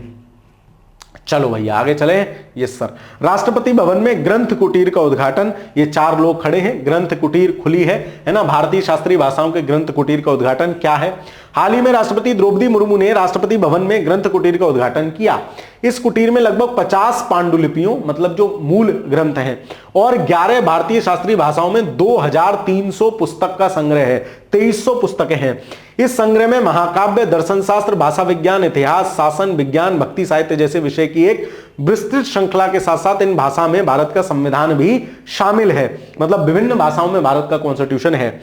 इस कुटीर के विकास का उद्देश्य भारत की समृद्ध सांस्कृतिक और साहित्यिक विरासत के बारे में नागरिकों में जागरूकता बढ़ाना और साथ ही विविधता में एकता की भावना को बढ़ावा देना है। सोर्स है खबर का PIB। सवाल क्या बनेगा, कौन सा सही नहीं है? हाल ही में राष्ट्रपति द्रौपदी मुर्मू ने राष्ट्रपति भवन में ग्रंथ कुटीर का शुभारंभ किया या उद्घाटन किया, बिल्कुल ठीक है। 50 पांडुलिपियों और 11 शास्त्रीय भाषा। 50 पांडुलिपि हैं, कितनी है पांडुलिपि? हाँ, 50 पांडुलिपि और पुस्तकों का 2300 पुस्तक हैं। तो भाई क्रम ये भी याद रखना, 2300 पुस्तक हैं, ये भी सही है। कौन सा सही नहीं है? ऑप्शन नंबर डी, ना तो एक ना दो, दोनों सही है। दुनिया की सबसे पुरानी ज्ञात शैल कलाकृति की खोज। अब ये मैप की देखो, मैं हर हफ्ते की क्लास में एक घटना ऐसी भी लाता हूं जो आपकी मैप से कनेक्टेड हो, है ना, ताकि आपको मैप की भी नॉलेज होती चले। तो पुरातत्वविदों ने इंडोनेशिया के मुना द्वीप, तो आपको इंडोनेशिया मैप पे दिखाऊंगा, मुना द्वीप दिखाऊंगा, पर स्थित लियांग मेटुंगडो गुफा में दुनिया की सबसे पुरानी ज्ञात शैल कलाकृति की खोज की है। देखो कुछ ऐसी कलाकृति उस गुफा में बनी हुई है, तो इनको माना गया है, हाथ के भी निशान है ये सब। मुना द्वीप इंडोनेशिया के दक्षिण पूर्वी सुलावासी प्रांत में स्थित एक बड़ा द्वीप है जो अपने चूना पत्थर के भूदृश्यों के लिए जाना जाता है। तो ये आप देखोगे, ये पूरा इंडोनेशिया है, सुमात्रा, जावा, बाली, लोम्बेक, ये 4 द्वीप है। और ये जो है ये बोर्नियो आइलैंड है, इसमें ये जो है ये इंडोनेशिया का पार्ट है। ऊपर वाला नीला वाला सिंगापुर है, एक यहां छोटू सा देश पड़ता है जिसको ब्रूनेई कहते हैं, है ना। तो यहीं पे है ये मुना द्वीप। तो इंडोनेशिया में इस प्रकार की खोज की गई है। और इंडोनेशिया ये म्यांमार है, इधर भारत है और इसके नीचे ही है। तो सुमात्रा, जावा, बाली, लोम्बेक 4 द्वीपों की ये श्रृंखला है। ठीक, चलिए आगे चलते हैं। सवाल क्या बनेगा, कहां की है? तो इंडोनेशिया, ध्यान रखना। और हमने तो इंडोनेशिया का मुना द्वीप भी पढ़ा है, डिटेल में पढ़ा है, दैट इज मुना द्वीप। अगर पूछ ले कहां, मुना द्वीप इंडोनेशिया का। ठीक, चलिए आगे चलते हैं। उत्तर प्रदेश राजभवन अब से जन भवन कहलाएगा, जन भवन के नाम से जाना जाएगा। राजभवन बदला गया राज्यपाल आवास का नाम। तो ये बहुत सिंपल है, उत्तर प्रदेश स्पेशल है, लेकिन पूछा तो जा ही सकता है। उत्तर प्रदेश के राज्यपाल के आधिकारिक आवास का नाम बदलकर राजभवन से बदलकर जन भवन कर दिया गया है, तो इसको ध्यान रखोगे। भारत भर में राज्यपालों के आवासों के नामों को मानकीकृत करने के संबंध में केंद्रीय गृह मंत्रालय के दिशा निर्देशों के अनुरूप उत्तर प्रदेश सरकार द्वारा नाम में परिवर्तन किया गया। ठीक है, तो जन भवन कहलाएगा। वही पूछा है क्या कहलाएगा, तो जन भवन, राजभवन की जगह अब जन भवन कहलाया जाएगा।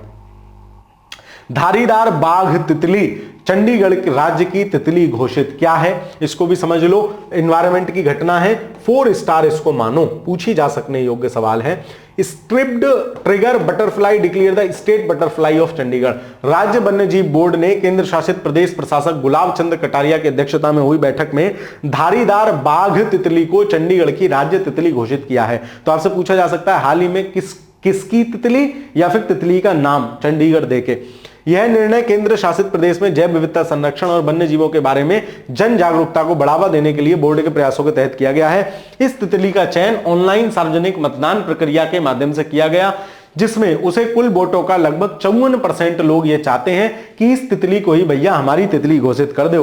यो तितली बढ़िया है जी, इसी को राज्य तितली घोषित कर दो। तो याद रखोगे धारीदार बाघ तितली। ठीक है, इस तितली के पंख चमकीले भूरे और नारंगी रंग के होते हैं, जिनमें गहरी काली धारियां होती हैं। ये देखो चमकीले, लग रहा है ना बाघ तितली क्यों कह रहे हैं, इसकी जो ये डिजाइन है ना, ये ऐसी लग रही है बिल्कुल बाघ की तरह से है, बाघ शेप की है, बिल्कुल ऐसी लग रही है इसलिए। ठीक, चलिए आगे चलते हैं। सवाल क्या बनेगा इससे, Recently, which state wildlife board has declared the striped tiger butterfly as a state butterfly? तो चंडीगढ़, या फिर आपसे ये पूछ सकता है चंडीगढ़ ने कौन सी तितली, तो आप याद रखोगे स्ट्रिप्ड टाइगर बटरफ्लाई। दोनों तरह से प्रश्न पूछा जा सकता है, ध्यान रखना। तो इस प्रकार आज की घटना समाप्त हुई। 36 क्वेश्चन थे, हमने इनको खत्म कर लिया।